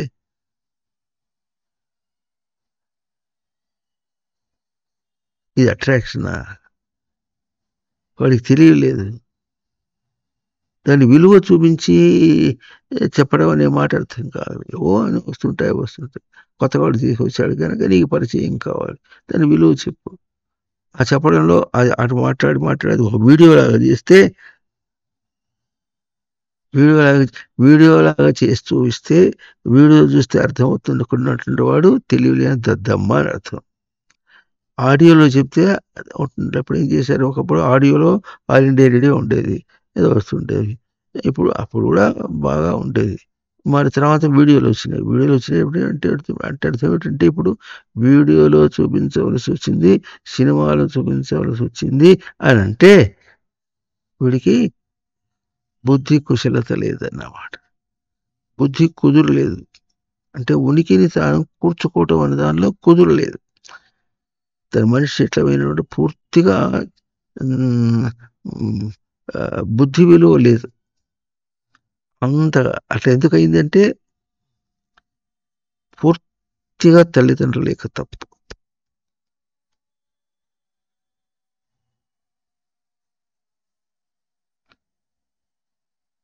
కామావేశం లోకాన్ని పాడు చేస్తుంది.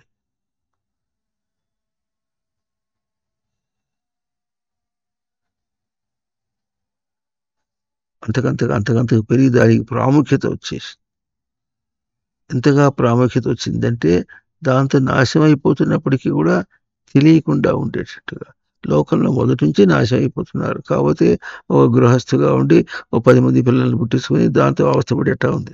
అట్లా కాకుండా ఇప్పుడు ఎట్లా ఉంది అంటే బయటికి వెళ్ళిపోయేటట్టే. ఏమవుతుందో కూడా తెలియదు. నిన్న ఒక చిన్న ఏదో స్నిపెట్ లాగా వస్తుంది, ఒకటి చూసాం.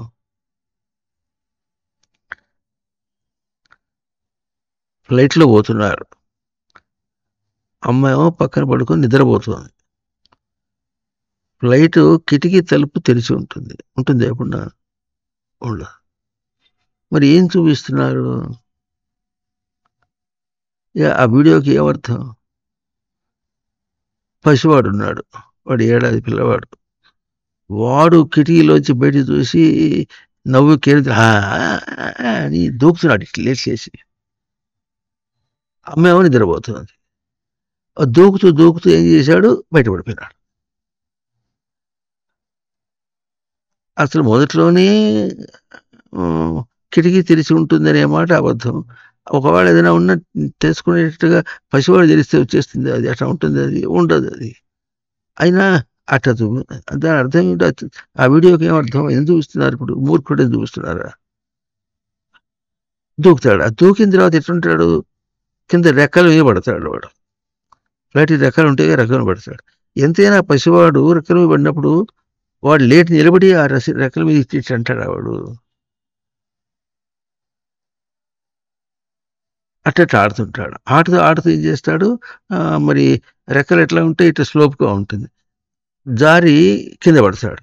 ఆ పడేటప్పుడు మరి ఏదో పారాచూట్ లాగా వస్తుంది. మరి ఎట్లా వచ్చిందో పారాచూట్ అర్థంగా. ఆ పారాచూట్లో దాని మీదకి వస్తాడు.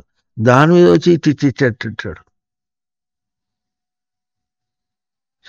కిటికీలోంచి ఎప్పుడు పడతాడో పడినవాడు ఇట్లా పడతాడు, అంతేగాని నిలబడతాడు ఇట్లా. మూర్ఖుల్ని చేయటం. ఆ తర్వాత వాడు ఆ పారాచూట్ నుంచి మొత్తానికి అది పారాచూట్ నుంచి వస్తుంది, సముద్రంలోంచి వస్తుంది. ఆ సముద్రంలో పడతాడు వాడు. ఆ సముద్రంలో పడేటప్పటికి ఇంకోటి ఏదో లోపల పెట్టేసి పంపించేసి దానిలోంచి వాడు దానిలో పట్టుకుని దాని పైకి వచ్చేసినట్టుగా చూపిస్తాడు. వాడు చచ్చిపోయినాడని అమ్మ ఏడుస్తూ ఉంటుంది. మళ్ళీ వాడిని తీసుకొచ్చి ఇచ్చేటప్పటికి ఏడు నవ్వుతుంది. వాడు వస్తూ బోర్డు వేసుకొస్తుంటాడు, సబ్స్క్రైబ్ అని.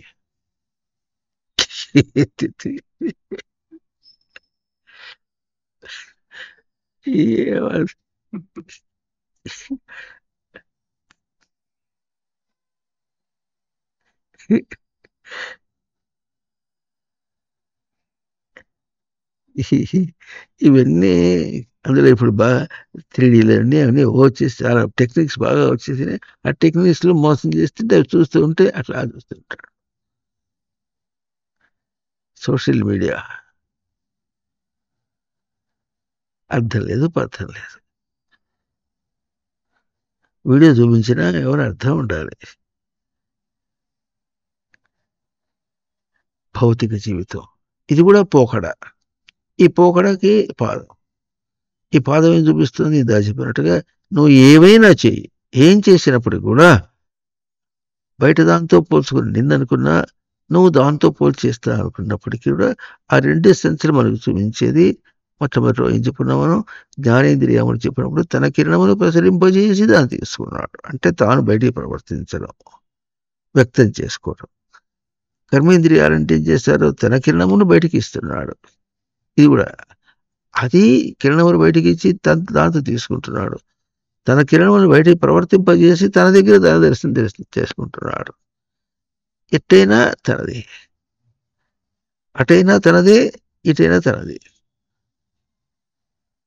ఎప్పుడు తానేమవుతున్నాడని చూసుకుంటాడు. ఎంత మూర్ఖుడైనా సరే తానేమవుతున్నాడని చూసుకుంటాడు. తన దుఃఖం వస్తుంది, ఎంత స్థూలంగా అనుకున్నప్పటికీ కూడా తనేమవుతున్నాడని చూసుకుంటాడు. అంతకంటే వేరుగా తను ప్రవర్తించలేడు. అక్కడ ఉన్నది ఇంత చెప్పినప్పుడు కూడా ఇదంతా ఉనికి యొక్క అల్లిక. అంటే ఏమర్థమవుతుంది? ఉనికి అల్లిక. ఉనికి అంటే ఇప్పుడు ఏం ఊహించుకుంటావు? ఎటు చెప్తావు? దాని అర్థం ఏమని చెప్తావు? ఉనికి యొక్క రూపాన్ని ఎటు చూస్తావు?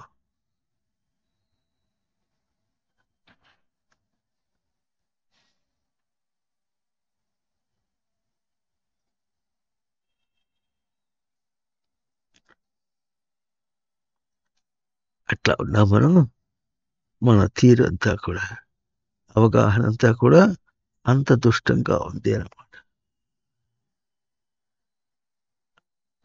పాదం ఎందుకుంది మనకు? ఇది చెప్పడానికి. బుద్ధి పోకడ ఎట్లా ఉంటుందో చెప్పడానికి పాదం చూపిస్తుంది. నడుస్తుంటే మనకేం తెలుస్తుంది? తను కదులుతున్నాడు, నేను కదిలిస్తున్నా, నేను నడుస్తూ ఉన్నాను. ఆ నడక అనేది కూడా నేను ఉన్నాను గుర్తించుకుంటూ నడుస్తున్నది. ఇది స్థూలంగా అంటే నేను ఉన్నాను అనే మాట ఎంత లోతుగా ఉన్నదో అంత లోతుకి నడుస్తూ అర్థం వెళ్తుంది. నేను నడుస్తూ ఉన్నాను, నేను సాధన చేస్తూ ఉన్నాను. నడక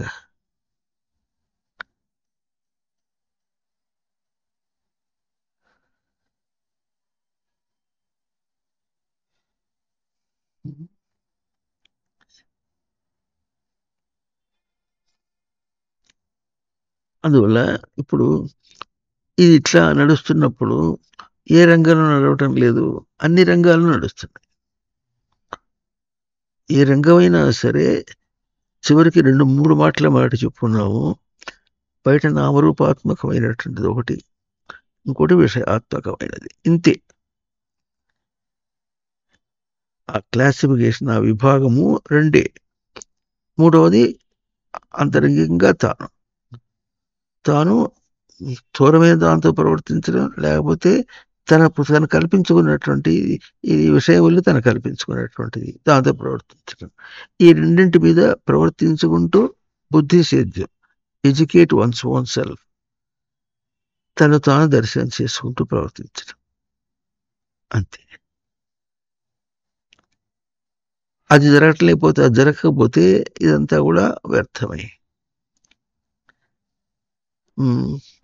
ఎక్కడెక్కడో ఏవో మాటలు వస్తుంటే, పుట్టామెందుకో ఎంతమంది తెలిసిన అందరూ పుట్టిన వాళ్ళైనా పుట్టామెందుకో మనకేం తెలుస్తుంది అని ఇట్లా అక్కడి నుంచి మరి మన సంఘ సంస్కరణలు పుస్తకంలో వేసుకున్నట్టుగా అన్ని రంగాల్లో పోకడ నీచంగా ఉంది. చివరికి అతి పవిత్రమైనటువంటి సంస్కృత భాషను అర్థం చేసుకోవడంలో కూడా, దైవాన్ని అర్థం చేసుకోవడంలో ఎట్లాగో, సంస్కృత భాషను అర్థం చేసుకోవడంలో ఎట్లాగో, అన్నిట్లో పూజా పునస్కారములు చేయటంలో దోషం ఎట్లా ఉందో, నేను మనిషిని గుర్తించుకోవడంలో ఎట్లా ఉందో, నేను ఉన్నానని గుర్తించడంలో ఎట్లా ఉంటుందో, అన్నిట్లో ఎట్లా ఉంది, తనకు తన గ్రహింపు రావటం లేదు, సంధానం లేదు. బయటది బయటగా ఉంది, బయటలో తాను అక్కడ దూకేశాడు, దాంతో కొట్టుమిట్టాడు, దాన్ని అవస్థపడుతున్నాడు. కానీ అది కూడా పోకడంటే, అది కూడా పోకడ. ఆ పోకడ కూడా ఏం చూపిస్తుంది? బాధించి ఎప్పుడైతే నేను అని అన్నావో, నేను అక్కడ తిరుగుతున్నా, నేను దానిలో ఉన్నా, నేను నాది అని ఎప్పుడన్నాడు, నేను నాది అనేది లేక అని ప్రవర్తించినప్పటికీ కూడా నేను నాది ఏం పలుకుతోంది? నిజమా అబద్ధమా? నిజానిజములను సదసత్, భగవద్గీతలో సదసద్యోని జన్మసు, సత్యోని జన్మ, అసత్యోని జన్మ.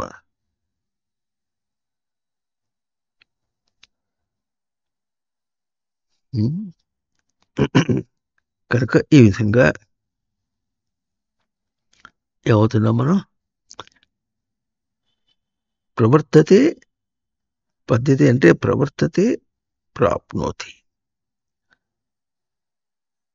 ఇట్లాగైతే ఆత్మశబ్దానికి సాతత్య గమనం. సాతత్యం అంటే నిరంతరం, గమనం అంటే ప్రవర్తన, ప్రాప్తి, ఎరుక. కనుక ఈ పాదం ఏం చూపిస్తుంది? ప్రవర్తన చూపిస్తుంది, ప్రాప్తి చూపిస్తుంది, ఎరుక చూపిస్తుంది. ఎక్కువ నడిస్తే కాళ్ళు నొప్పులు పడతాయి. దాని లాజిక్ ఎట్లా ఉంటుంది, దాని క్రమం ఎట్లా ఉంటుందంటే అంతే. అది స్థూలం. మరి విషయాత్మకంగా తిరగాడి ఏమొస్తుంది? తనకు అలసట వస్తుంది, బాధ కలుగుతుంది. ఎందుకు కలుగుతుంది? అర్థం లేదు. కాళ్ళు నడిస్తే ఎంతో, విషయాలు తిరగటం అట్లా ఉంది. అంటే కాళ్ళు నడవటం ఎట్లా? స్థూలము. విషయాత్మకంగా తిరగటం కూడా అట్లా స్థూలంగానే ఉంది. దానిలో తాను కల్పించిన ఒక చైతన్యం ఉందని మాట తెలిస్తే నేను కల్పించుకున్నాను అని తెలుస్తుంది. అప్పుడు ఏం కల్పించుకున్నాను? విషయ శబ్దాన్ని కూడా విషయానికి విష్ణు వ్యాప్తో ధాతు. వ్యాప్తం అంటే విశేషేణ ఆప్నోతి. దాన్ని కల్పించుకున్నప్పుడు విశేషేణ ఆప్నోతి. దాన్ని ఏం కల్పించుకున్నాడో అది తన దగ్గరే ఉంది, బయట ఏం లేదు. అక్కడ ఏమేమి మార్పులు చేస్తున్నా అనుకుంటున్నాడో వాటికి అన్నిటికీ మార్పులన్నీ తన దగ్గర, తన బుద్ధిలో, తన బుద్ధి అంటే తన ఉనికిని గుర్తించుకోవటంలో, ఉనికిని గుర్తించుకోవటంలో తప్పు చేస్తూ అక్కడ ప్రవర్తిస్తున్నాడు, అక్కడ తిరుగాడుతున్నాడు. సూటిగా ఇట్లా ఉనికిని తప్పుగా గుర్తించుకుంటూ బయట తిరుగాడుతున్నాడు. బయట తిరుగాట యొక్క అర్థం ఉనికిని తప్పుగా గుర్తించటం అని అర్థం. తన స్థానంలో ఆ అర్థం.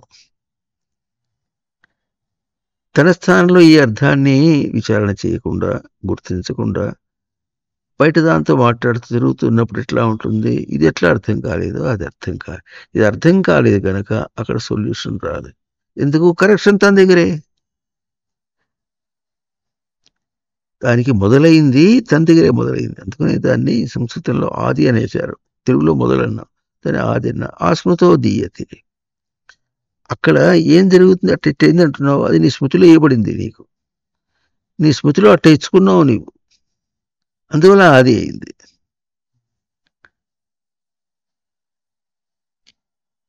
అర్థమవుతుందా? స్మృతిలో ఇచ్చుకున్నావు కనుక అది ఆది అయింది.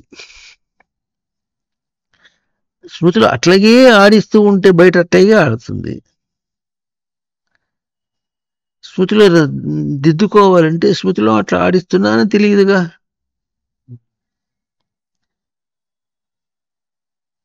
స్మృతిలో మామూలుగా చెప్పుకుంటే ఏ భావం ఉందో భావంలో శుద్ధి రావటంలే. భావంలో శుద్ధి రాకుండా బయట తిరుగుతూనే ఉన్నాడు. బయట కష్టాలని దాన్ని సర్దిద్దుకోవాలంటే ఎట్లా దిద్దాలి? అది అక్కడ ఆడటం ఎట్లా ఉందంటే బయట రిఫ్లెక్షన్, అద్దంలో చూసుకుంటున్నాడు. అద్దంలో ఆ విధంగా ఛాయ రాకూడదు, బొమ్మ రాకూడదు. రాకుండా ఉండాలంటే ఏం చేయాలి? తనలో మార్పు రా.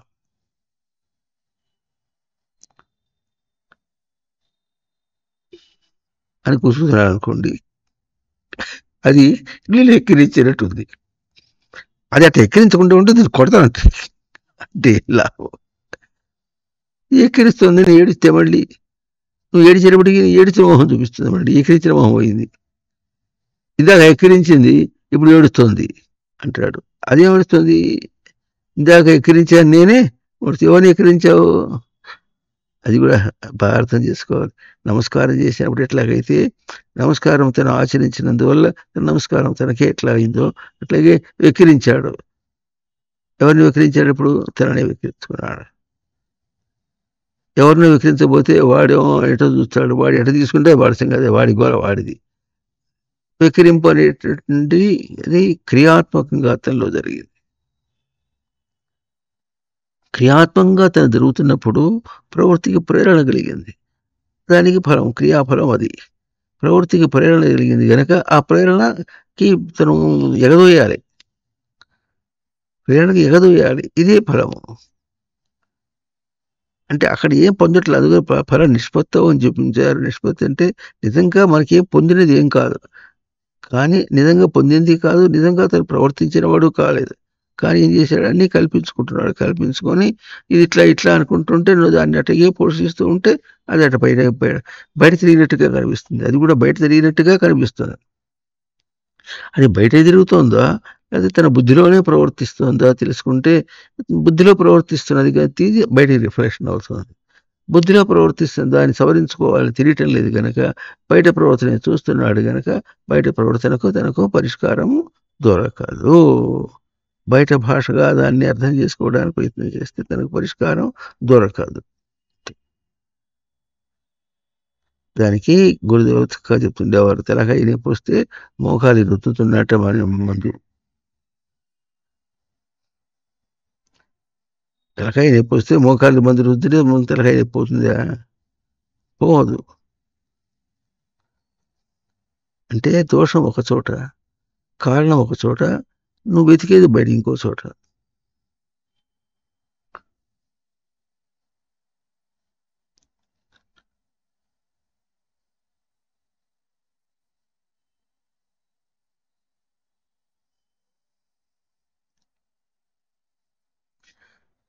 ఇది ఇంత ఇట్లాగే ఉంటుంది. ఓ దేవుడా,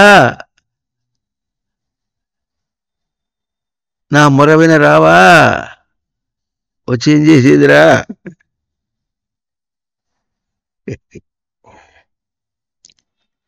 రావా ఏంటి, నీకు ఇట్లా ఉన్నావురా అని దాన్ని సంధానం చేయాలంటే సంధానం చేయించేది కూడా నేనేగా.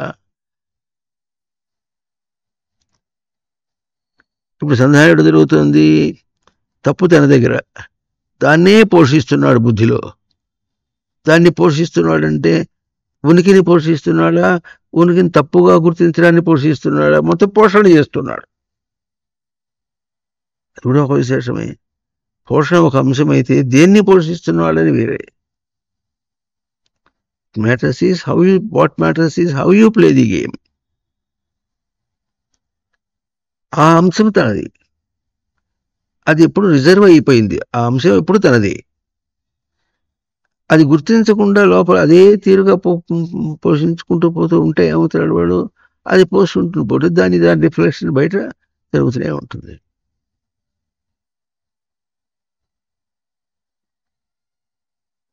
క్రియలు జరుగుతూ ఉంటాయి.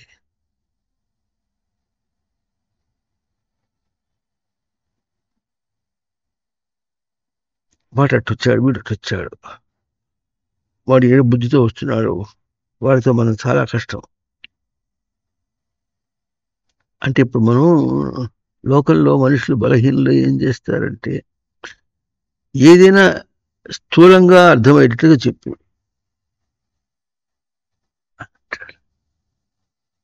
స్థూలంగా అర్థమయ్యేట్టు చెప్పాలంటే స్థూలమైన స్వరూపమే లేదు కదా. అక్కడ స్థూలంగా ఏదైనా అనిపిస్తుందో అది నీకు కనిపించినట్టుగా బోధ చేసేటటువంటి గురువుకి కనిపించదు. జ్ఞానంతో చూసేవాడికి నీది కనిపించదు. ఏం కనిపిస్తుంది? నీవు భ్రాంతిలో ఉన్నావని కనిపిస్తుంది. అదే చెప్పడానికి ప్రయత్నం చేస్తాడు. వీడేం చేస్తాడు? స్థూలంగా చెడుకుడు అంటే ఇప్పుడు వాడికి డబ్బు కావాలి. ఇప్పుడు వీడు డబ్బు మీద ఆశ వద్దురా అని చెప్పడానికి ప్రయత్నం చేస్తుంటాడు. అన్ని ఇప్పుడు నాకు నా డబ్బు ఎట్లా వస్తుందో చెప్పు, ఆశ వద్దు, ఏదో మొత్తానికి కావద్దు, పిల్లల్ని పోషించొద్దు అని అంటాడే కానీ పిల్లల్ని పోషించడానికి అంత డబ్బు ఎందుకురా, అంత దానిపై చావాలనా?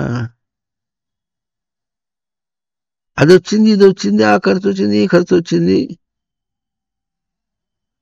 రేపు మళ్ళీ అది పౌర్ణమికి, రాఖీ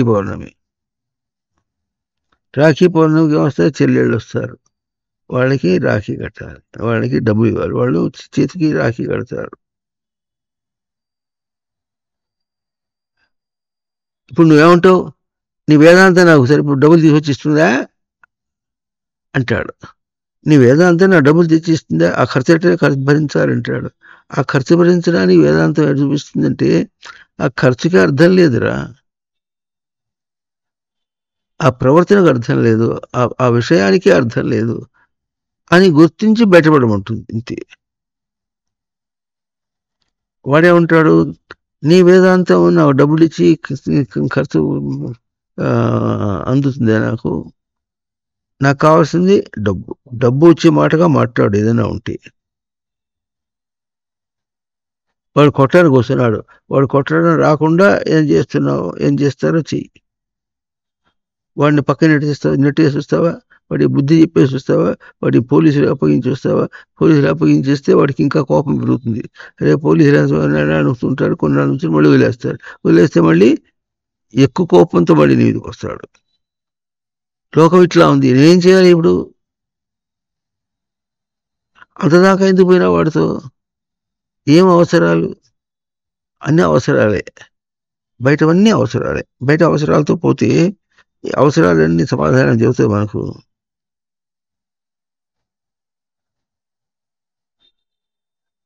ఇది మనం అంటే మన జీవితాన్ని ఎంతగా చూడాలంటే ఎక్కడ చూసినప్పుడు కూడా. అందుకనే ఈ పాదం అనేది చూపిస్తుంది పద్యతే అనే పదం.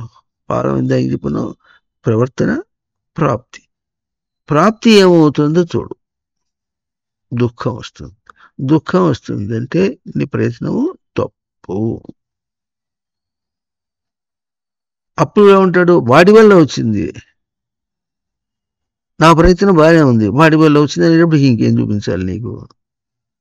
అక్కడ పాదమే లేదు, కుంటివాడి నడకలాగా ఉంటుంది, గుడ్డివాడి నడకలాగా ఉంటుంది. కాళ్ళు అటు ఎవరు నడుస్తారు? చెవిటివాడు కూడా నడుస్తాడు, గుడివాడు కూడా నడుస్తాడు, ఇంకా మూగవాడు కూడా నడుస్తాడు, బుద్ధి లేని పిచ్చోడు కూడా నడుస్తాడు. అందరూ కాళ్ళతో నడుస్తున్నారు. కాళ్ళు లేనివాడు కూడా కుంటూ నడుస్తాడు.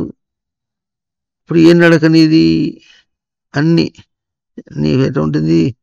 గుడివాడివి, చెవిటివాడివి, మూగవాడివి, బుద్ధి లేనివాడివి, పిచ్చోడివి.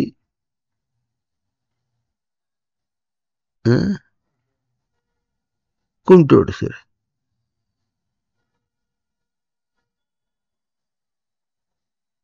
ప్రాప్తి ఎట్లా? అది ఇప్పుడు ఏం చూపిస్తుంది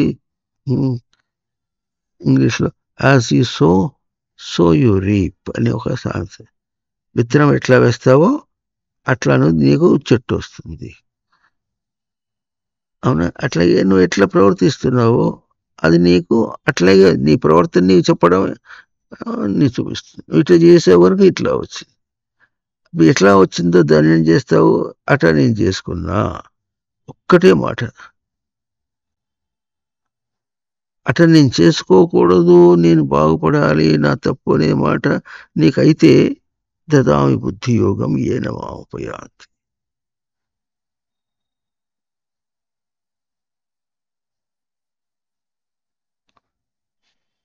బుద్ధి కుశలత నేను ఇస్తా, బుద్ధి కుశలత నేను ఇస్తా. బుద్ధి యోగం అన్నాడు భగవద్గీతలో. 18 అధ్యాయాలు 18 యోగములుగా చెప్పిన తర్వాత మధ్యయోగం, బుద్ధి యోగం అని ఈ విధంగా బుద్ధి యోగం అనేటువంటి ఒకటి. మళ్ళీ అదే యోగం ఎట్లా ఉంది? అన్నిటికీ బుద్ధి యోగమే. బుద్ధి యోగం అంటే ఉనికిని తెచ్చిపెట్టుకోవటం, ప్రవర్తనకు తెచ్చిపెట్టుకోవటంలో చేతకాక, ఉనికిని గుర్తించి ప్రవర్తించడం చేతకాక, భద్రంగా తెచ్చిపెట్టుకోవడం చేతకానటువంటి వాడికి భద్రంగా తెచ్చిపెట్టుకోవడం చేతనయ్యేటటువంటి కుశలతని ఇస్తా. నువ్వెవరయ్యా ఇచ్చేది? బాగుపడాలి నేనుంటే అది అర్థం. అనుకుంటే బుద్ధి కుశలత లోపల నుంచే వస్తుంది. నేను ఇస్తా. నేనెవరో, ఆ ఇచ్చేవాడు ఎవరో ఇస్తారు అనుకున్నటువంటి వాడు నేనే ఇస్తా. అందుకనే where there is a will there is a way. నువ్వు అనుకుంటే ఉపాయం నీ దగ్గరే ఉంది. బాగుపడాలనుకుంటే బాగుపడిపోతావు. నేను ఏం చెడిపోవాలనుకున్నా, అది ఎవరైనా అనుకుంటా చెడిపోవాలంటే, బాగుపడాలనుకోకపోతే చెడిపోవాలనుకున్నట్టేగా. చెడిపోవాలనుకుంటే చెడిపోతాడు, బాగుపడిపోవాలంటే బాగుపడతాడు.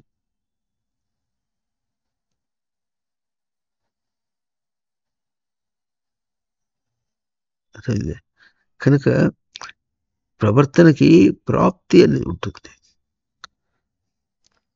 ప్రాప్తి మనకి అది చూపిస్తుంది. అది ఎట్లా మనం బయట తిరగాడుతూ ఉంటే మనకి ఎట్లా ఎదురవుతుందో అది నువ్వు అట్లాగే ప్రవర్తిస్తున్నావు. అది కూడా ఇంకోటి, బయట తిరగాడుతుంటే అది ఎట్లా ఎదురవుతుందో అనే మాటకి మళ్ళీ ఇంకోసారి అది బయట తిరగాడుతుంటే అన్నమాట. బయట తిరగాడుతున్నావా, బుద్ధిలో తిరగాడుతున్నావా? చాలా మాట చెప్పుకున్నావు. కాలు నడుస్తూ ఉంటే ఎట్లా ఉంటుంది, కాలు భౌతికంగా స్థూలంగా నడుస్తూ ఉంటే ఆ నడక అనేటటువంటి బుద్ధిలో ఆ సిగ్నల్స్ ఉండాలి. దాన్ని ఇప్పుడు సిగ్నల్స్ అంటే మీకు అర్థమవుతుంది. అక్కడ బుద్ధి కుశలత, బుద్ధి ఉనికిని ఎట్లా తెచ్చిపెట్టుకున్నాను ఉంటే అటువంటి సిగ్నల్స్ వస్తాయి. ఆ సిగ్నల్స్‌తో కాళ్ళు నడుస్తున్నాయి. ఆ సిగ్నల్స్‌తో అన్నీ జరుగుతున్నాయి. కనుక బయట తిరుగాడుతూ ఉంటే అన్న విషయానికి అది నీ లోపలి జరుగుతూ ఉంటే బయట జరుగుతుందా? లేకపోతే జరుగుతుందా? బుద్ధిలో బుద్ధిని ఎట్లాగో యాక్టివేట్ చేసుకుంటావో చేస్తే అప్పుడు ఏమవుతుంది, బ్రెయిన్ నుంచి సిగ్నల్స్ వస్తాయి. బ్రెయిన్ నుంచి సిగ్నల్స్ వస్తాయి. కనుక నడవాలి అంటే నడుతుండాలంటే సిగ్నల్స్ ఉండాలి. సిగ్నల్స్ ఉండాలంటే బుద్ధి ఆ సిగ్నల్స్ ఇస్తూ ఉండాలన్నమాట. కనుక నడక అనేది కాలు మీద చూస్తున్నావు, బుద్ధిలో చూడు. ప్రవర్తన బుద్ధిలో చూడు. మళ్ళీ చెప్పుకున్న ప్రవర్తన అంటే నామరూప క్రియాగుణములతో చేసే ప్రవర్తన. ఇంకోటి విషయములతో చేసే ప్రవర్తన. అది తన దగ్గర జరుగుతూ ఉంటే నీకు బయట విషయంగా కనిపిస్తుంది. తన దగ్గర జరుగుతుంటే బయట విషయంగా జరుగుతుంది. ఏదైనా సరే తన జరుగుతుంటే బయట విషయంగా కనిపిస్తుంది. బయట విషయమే చూస్తున్నావు, తన దగ్గర ఏం జరుగుతుందో చూడటం లేదు. ఇది ముందు ఇన్ ప్రిన్సిపల్ అర్థం చేసుకుంటే తన దగ్గర ఎట్లా ఉంటుంది, తాను తన ఉనికిని చెడగొట్టుకుంటున్నాడు. తన లౌకిక బతుకును పాడు చేసుకుంటున్నాడు అన్నమాట. అంటే అది అర్థం కాదు. ఎందుకు బతుకుని బాడీ టర్మ్స్లో మాట్లాడుతున్నావు. బతుకుని ఎటు చూడాలి, తాను బుద్ధిలో బతికిన వాడైతే బయట బతుకుతాడు. బుద్ధిలో బతకడం ఎట్లా ఉంటాడు, ఉన్నవాడు ఉనికిగా ఉంటే బతుకుతాడు, ఉనికిని పోగొట్టుకుంటే చచ్చిపోతాడు. ఉన్నవాడికి ఏం కావాలి, ఏం కాదు. ఉన్నవాడికి బయటతో అంతే సంబంధం. ఇవంతా కూడా కల్పించుకున్నటువంటిది అన్నమాట. ఎప్పటిదాకా బుర్రకు ఎక్కదో, బుర్రకెక్కాలంటే ఆ సిగ్నల్స్ తల్లో నిలవాలి. చాలా గొప్ప విశేషం ఇది. దేహాన్ని తీసేసేది ఏం కాదు. దేహాన్ని తను తెచ్చుకున్నాడు, తనే చేసి తెచ్చుకున్నాడు. తనే చేసి తెచ్చుకున్నాడు మాటికి చెప్పుకోవడానికి ప్రయత్నం చేస్తున్నాం. ఎంతమంది గుర్తించారో మళ్ళీ చెప్పుకుంటున్నాం. తల్లి గర్భంలో స్థూల కణములు తను ఇచ్చి స్థూల కణములను తను పలికించుకున్నాడు. పరిమితమైన మన కణములతో బయటకొచ్చాడు. ఇప్పుడు కణములు పెరిగినాయి కదా. ఈ కణములు పెరిగినప్పుడు తల్లి స్థూలంగా కణములు ఇవ్వలే.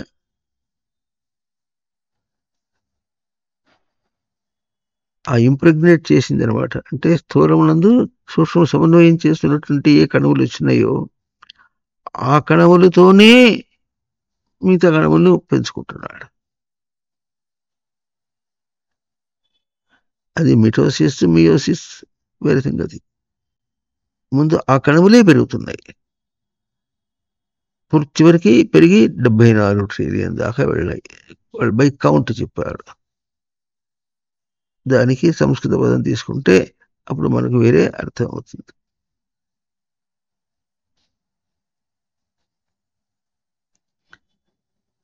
కనుక ఎట్లా పెంచుకుంటున్నాడో ప్రిన్సిపల్గా బేసికల్గా దేహంలో ఏం చేసింది, అవయవములు అంగములుగా విభాగం చేసేసి దానికి ఎన్నెన్ని కణములు ఎట్లా ఉండాలనో అంత చేసి ఆ కణములతో నేను అని గుర్తించుకునేంత వరకు చేసి దేహం బయటకు వచ్చేసి ఇక దీన్ని పెంచుకోవటం అంటే ఎట్లా పెంచుకుంటాడు, నేను అని గుర్తింపుగా పెంచుకోవాలి. ఆ పెంచుకోవటంలోనే కణములు పెరుగుతున్నాయి. ఆ పెంచుకోవటంలో బుద్ధికి కుశలత లేదు. అట్లా పెరుగుతున్నాయి కణములు. కణములు పెరుగుతున్నాయంటే ఇందాక చెప్పున్నా, ఏదో పని చేస్తున్నావు అంటే బుద్ధిలో నీలో దాన్ని ఉనికిని పెట్టుకోవటం అనే మాట అంటున్నావు. ఉనికిని పెట్టుకోవటం బుద్ధి అనే మాట అది ఎక్కడ కనిపిస్తుంది మనకు, దేహంలో ఉన్న 74 ట్రిలియన్లో కణముల్లో కనిపిస్తుంది బుద్ధి యొక్క వక్రం.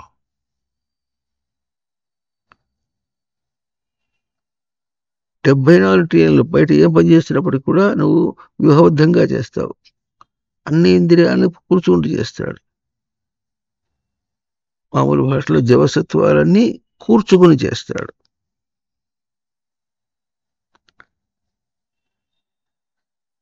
బుద్ధి అర్థం కాలేదు, నువ్వు చిన్న చిన్న అదేమంటే చిన్న ట్రిగ్గరింగ్ ఇస్తే బుద్ధిలో అది మెథడ్ ఏం చేస్తుంది, దాన్ని సిగ్నల్స్ క్రియేట్ చేస్తుంది. ఆ సిగ్నల్స్ ఏమవుతుంది, మొత్తం 74 ట్రిలియన్ దేహాన్ని మొత్తం వెళ్ళిపోతుంది. అట్లా అయిపోయినావు నువ్వు. దేహంతో సహా అన్ని అట్లా పలకరించుకున్నాడు. ఆ పలకరించుకుని దేహం తన స్వరూపం అంతా దీన్ని ఇంప్రెగ్నేషన్ అంటే సమన్వయం చేసేసుకున్నాడు. దేహంతో సమన్వయం చేసుకున్నాడు. దేహంతో తన సంస్కారాన్ని ఆ విధంగా సంస్కారం చేసుకున్నాడు. ఇక తిరుగుతున్నాడు, నేనే అనుకుంటాడు. ఎందుకు ఈ ప్రవర్తన అంతా ఎక్కడుంది ఇప్పుడు? దాన్ని అవతల దాన్ని నేను అనుకుని తనను బయటగా అనుకునేటటువంటి విధంగా ఉన్నది గనక, తన తన సిగ్నల్స్ అన్ని అట్లా ఉన్నాయి గనక ఇక అక్కడ ప్రవర్తిస్తున్నాడు, ఇక్కడ ప్రవర్తిస్తున్నాడు, తనకు తెలియకుండా ప్రవర్తిస్తున్నాడు. ఇది కూడా ప్రాప్తి ప్రవర్తన, ఇది కూడా పాదం.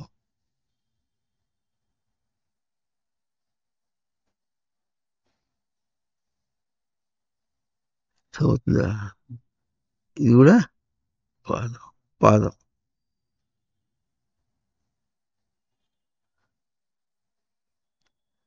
ఈ పాదములకు ప్రాప్తి ఎట్లా ఉంటుంది? అంతే ఉంటుంది. ఎంత ప్రాప్తి ఉంటుందో అంత ఎరుక ఉంటుంది.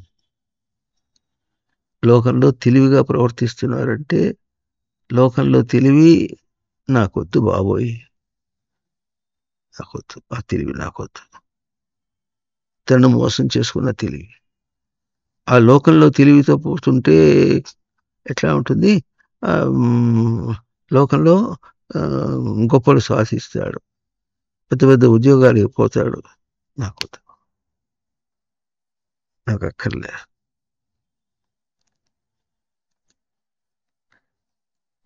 నా కుదురు నాకుంటే ఏ రంగంలో అయినా సరే కుదురు లేని వాడు చేయలేని పని నేను చేయగలను.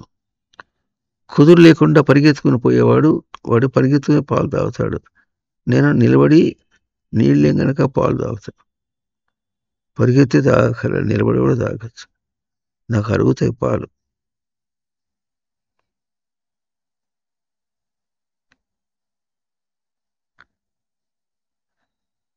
అది కుదురు. లోకల్ ఎట్లా కనిపిస్తుంది? వీడికి పుష్ లేదు. చూడు లోకంతో ఎటుంది, పరిగెత్తుంది, చూడు ఎట్లా పరిగెత్తుందో. కొంచెం కూడా వీడికి పుష్ లేదంటే నాకొద్దు బాబు ఆ పుష్. I need stability. నాకు స్టెబిలిటీ కావాలి, కుదురుతనం కావాలి, కుదురు కావాలి. కుదురుతో నువ్వు ఏమైనా చెయ్యి. చపలంగా ఉండేవాడు ఏం పని చేస్తాడో నేను చేస్తాను, కానీ ఆ చపలం నాకొద్దు. ఆ చెప్పడం వల్ల ఏదన్నా లోకంలో చాలా గొప్పగా అదవుతుంది, ఇదవుతుంది అనుకునేటువంటి అవన్నీ నాకొద్దు. నా కుదురుతనంతో ఏదైనా చేయమంటే చేసి పెడతా. నేను చేసేది ఎట్లా ఉంటుంది? నాకు నన్ను నేను రూపొందించుకున్నట్టుగా ఉంటుంది, కానీ దాన్ని ఏదో చేసినట్టుగా ఉండదు.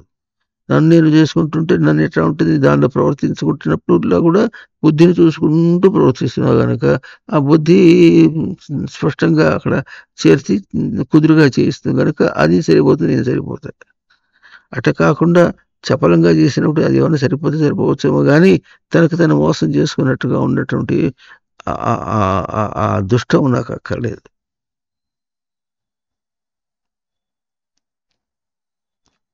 అని ఎరుక. ఇట్లా ప్రవర్తన, ప్రాప్తి, జ్ఞానం. తెలుగులో ఎరుక అంటాం మనం. అవబోధని. కస్య అవబోధనం? ప్రవర్తనస్య జ్ఞానం, ప్రాప్తే జ్ఞానం. ప్రవర్తన యొక్క జ్ఞానం, ప్రాప్తి యొక్క జ్ఞానం. ఏం ప్రవర్తిస్తున్నాను తను తెలియాలి, ఏం పొందుతున్నాను తను తెలియాలి. చేసినప్పుడు అప్పుడు కదా నేను ఆత్మనవుతాను, నేనుగా గుర్తించిన వాడవుతాను.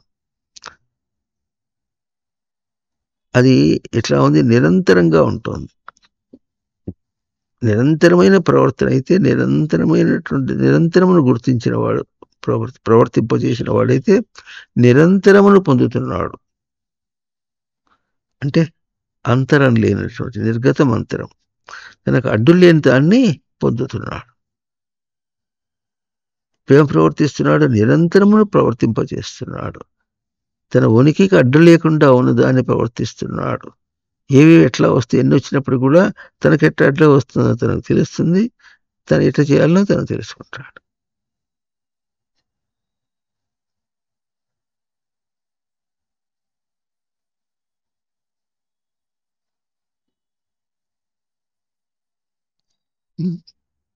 అంతే. అவ்வளவுதான். nahi. That's all. That's the end of the story.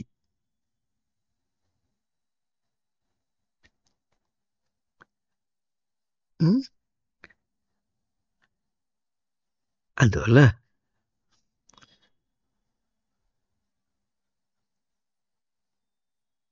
ప్రాప్తి యొక్క జ్ఞానం, అది ఎట్లా ప్రాప్తి యొక్క నిరంతరం యొక్క ప్రాప్తి, అడ్డు లేకుండా ఉండాలి. నిరంతరం అడ్డు లేకుండా ఉండుటను, ఏది అడ్డు? ఇప్పుడు అన్ని అడ్డే. బయటగా ప్రయోగం చేయాలి అనుకోవటమే బుద్ధి గడ్డి తిని వచ్చాడు. ఆ పైది కూడా తిని, గడ్డికి పైదేది పెంట. ఏమిటో సాధించాలని వస్తున్నాడు, వచ్చాడు.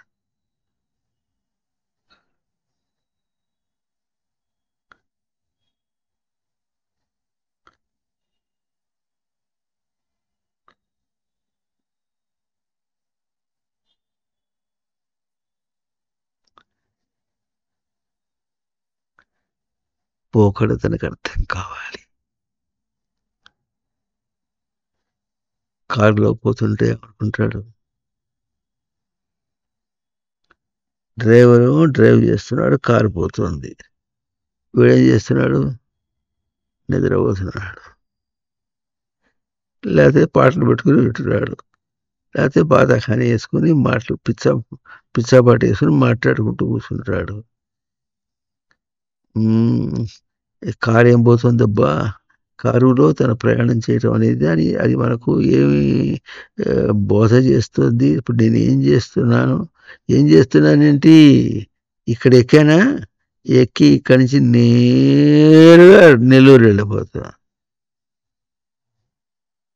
ఎట్లా పోతాడు? నేరుగా వెళ్ళిపోతా.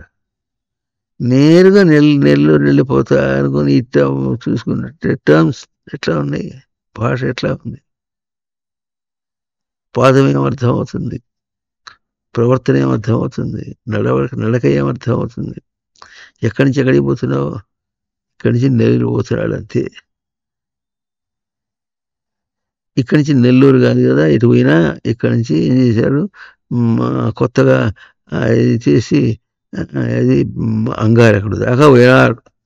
ఇక్కడి నుంచి అంగారకుడు పోయినాడు, కానీ తను మాత్రం ఎక్కడ వాడు అక్కడే ఉన్నాడు. తనకు నిరంతరం రాలేదు. ఆ అంగార దాకా పోవడం అనే దానికి ఎంత కృషి చేశాడు. చేసి ఆ పైకి వెళ్ళి వచ్చేటప్పటికీ చాలా గొప్ప. ఈ మధ్య ఎవరో 14 రోజులు అంతరిక్షంలో తిరిగారట వాళ్ళు. దానికి ఎవరో ఇండియన్ అతను లీడర్ అట, 4 వెళ్ళారు. వాళ్ళు తిరిగి వచ్చారు. ఆ తిరిగి వచ్చేటప్పటికి వాళ్ళకందరికీ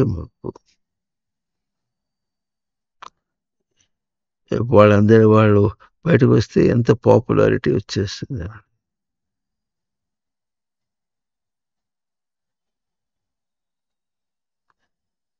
భ్రాంతి.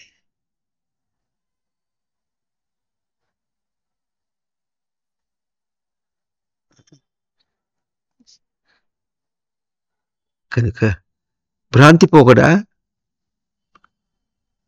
భ్రాంతి పాదమా? ఈ పాదం అనేది శ్లోకాలను కూడా 4 పాదములు అంటారు. పాదం అంటే దానికి ఏం కాళ్ళు ఉన్నాయి? అక్కడ ఛందస్సు నడుస్తుంది. ఛందస్సుతో కూర్చుకుంటూ విన్నాడు చేసి 4 కాళ్ళు 4 పాదములు ఉన్నారు. 4 పాదములు 4 కాళ్ళు అనలే. మంచానికి 4 కోళ్ళు అన్నారు. కాళ్ళు కోళ్ళు. కోళ్ళు అంటే కోడి కోడి అని అర్థమా? కోళ్ళు అంటారు, 4 కోళ్ళు అంటారు, 4 కాళ్ళు అంటారు. అట్లా 4 కాళ్ళు కాదు. అది ఛందస్సుతో పోకడ ఎట్లా ఉందో అట్లాగే దానికి ఉండే ఒక భావం ఉంది. భావం. ఆ భావం ముందే సరిపోయింది. ఆ భావం నాకెంతవరకు పనికొస్తుంది? ఏ దృష్టిలో పనికొస్తుంది? పద్యం యొక్క రూపం ఏమి గుర్తిస్తే గీత రూపంలో మనకు పనికొస్తుంది. పద్యం యొక్క రూపం ఏమి? అక్షరాల, ఛందస్స, దానిలో భావం. భావం అంటే భావం అంటే దానిలో భావం అంటే దానిలో ఉండదాన్ని వీడు చదివేటప్పటికి భవతి, వీడు అయిపోవాలి. అది తాను కావాలి, తనది కావాలి. అయితే అది భావం అవుతుంది. భావం ఇక్కడ ఉంటుందా, అక్కడ ఉంటుందా? బయట ఉంటుందా, తన దగ్గర ఉంటుందా? తన దగ్గరే ఉంటుంది. ఈ మాత్రం తెలియకుండా అంతే. ఎట్లా ఉంటుందంటే లేమెన్స్ లాంగ్వేజ్ అని ఒక సామెత ఒకటి ఉంది. అంటే చేతకాని వాళ్ళ యొక్క భాష, సామాన్యుల యొక్క భాషలాగా ప్రతిదీ మాట్లాడితే ఎట్లా ఉంటుంది?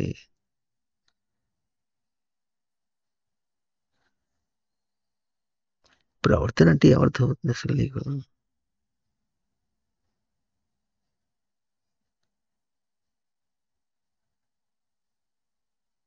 ఏడాది పిల్లవాడిగా నేర్చుకున్నాడు అడుగులేయటం. కొంతమంది ఏం చేస్తారు, 10 నెలలకే నడవటం నేర్చుకుంటారు, తప్పులు అడుగులు వేస్తుంటారు.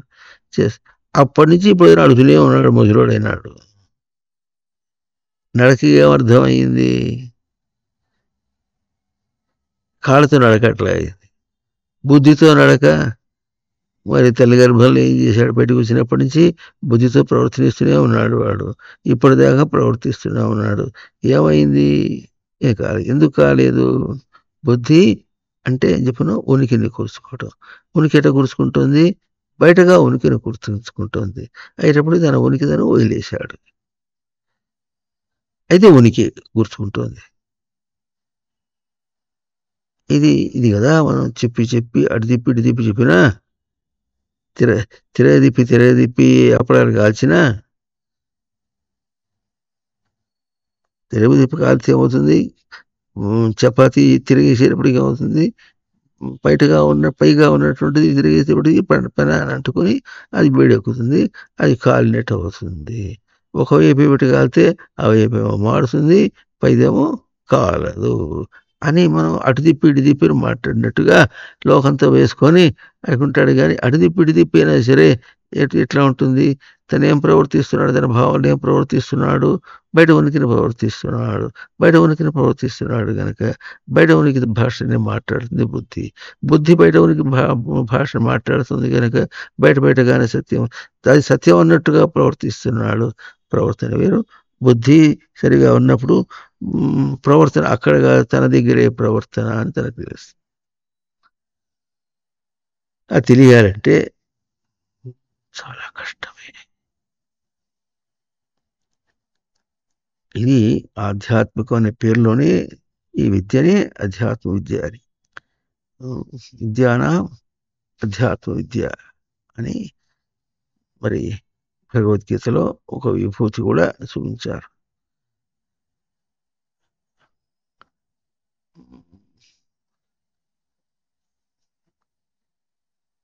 ఈ నిరంతర ప్రవర్తన ప్రాప్తిని ధారణగా తీసుకోవటం అధ్యాత్మం. స్థిరమైన ధారణగా తీసుకుంటే అధిష్టాన అధ్యాత్మం, అధిష్టాన ఆత్మ అవుతుంది. దాన్ని తేడాతో చూపిస్తోంది కాలు, పాదం. పాదం అనే మాట అందులో విశేషించి ఎవరైనా మాట్లాడతారు. అన్ని ఇతరులు కూడా వేరే వేరే దేశాల వాళ్ళు కూడా కొన్ని బయటగా తిరుగాడుతున్న వాటిని దాన్ని బుద్ధి భాషగా చెప్పుకుంటూ సంథింగ్ సబ్జెక్టివ్ అన్నట్టుగా మాట్లాడుకుంటూ పదములైతే మాట్లాడేస్తుంటాడు, కొన్ని కొన్ని వాక్యాలు దొల్లుతుంటాయి. కానీ అట్లా దొల్లటంలో గొప్పతనాన్ని కూడా అనుకుంటుంటారు చెప్పడంలో కూడా. దాని యొక్క విచక్షణ జ్ఞానం ఉండదు. విచక్షణ జ్ఞానం అంటే ఏం మాట్లాడుతున్నాం లోపలిది అనేటటువంటిది ఒక ఎంటిటీ పూర్ణంగా ఉన్నది. అది ఎట్లా ప్రవర్తిస్తుందో బయట ఈ ఎట్లా ఇందా చెప్పినట్టుగా అద్దంలో ప్రతిబింబం చూసినట్టంతే. బయటదంతా అద్దం. స్వప్నే దృష్టం సకలం హి మృషా జాగ్రత్త చ స్మరత్ అద్వదితి. లోపల మనసు ఎట్టట ఉంటుంటే స్వప్నం అంతటా కనిపిస్తుంది అంతే. బయట దృశ్యం లేదు, స్వప్నంలో బయట దృశ్యం లేదు. మనస్సు యొక్క దృశ్యమే బయటకు పైన స్వప్నంగా ఎట కనిపిస్తుందో అట్లాగే ఇక్కడ కూడా లోపల దృశ్యమే, లోపల తన ప్రవర్తన అంతా లైఫ్ ఈస్ ఇన్సైడ్. మన వాకిట్లో గోడ మీద రాసి ఉన్నాయి, సృష్టి ఆధ్యాత్మికము, కర్మ ఆధ్యాత్మికము, జీవనం ఆధ్యాత్మికము. పాటలో ఉంది, తెలియగా ఉంది. వాకిట్లో గోడ మీద రాసి పెట్టుకున్నాం. వచ్చేపోయేవాళ్ళు ఎవరైనా చదువుతారని చదువుకుంటూ పోతారని రాసి పెట్టుకున్నాం. ఏమో ఏం చేయాలో ఇదంతా మనకేం అర్థం అవుతుంది అనుకుంటూ పోతుంటాడు.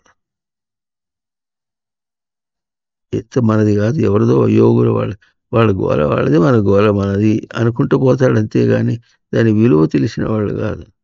కొన్నాళ్ళు ఒకటి పెట్టినాం, తన తాను తెలియకుండా లోకలంతా తెలుస్తున్నా అనుకుంటాడు. ఎంత హైలీ రెడిక్యులస్ అని ఆ బోర్డు కూడా పెట్టాం, బ్యానర్ పెట్టాం. ఆ బ్యానర్ అయిపోయి వెలిసిపోయింది మొత్తానికి.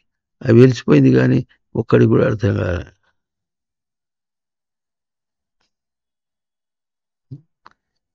ఇది మాధ్యాహ్నిక సంధ్యాకాలం భగవద్ధ్యానానికి తరుణం. కదలిరండి అంటే 40 సంవత్సరాల నుంచి పెడుతున్నా, ఒక్కడు రాలే.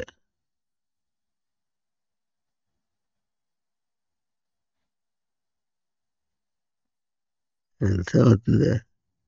దోమ మాత్రం వస్తుంది. ఎందుకు వస్తుంది?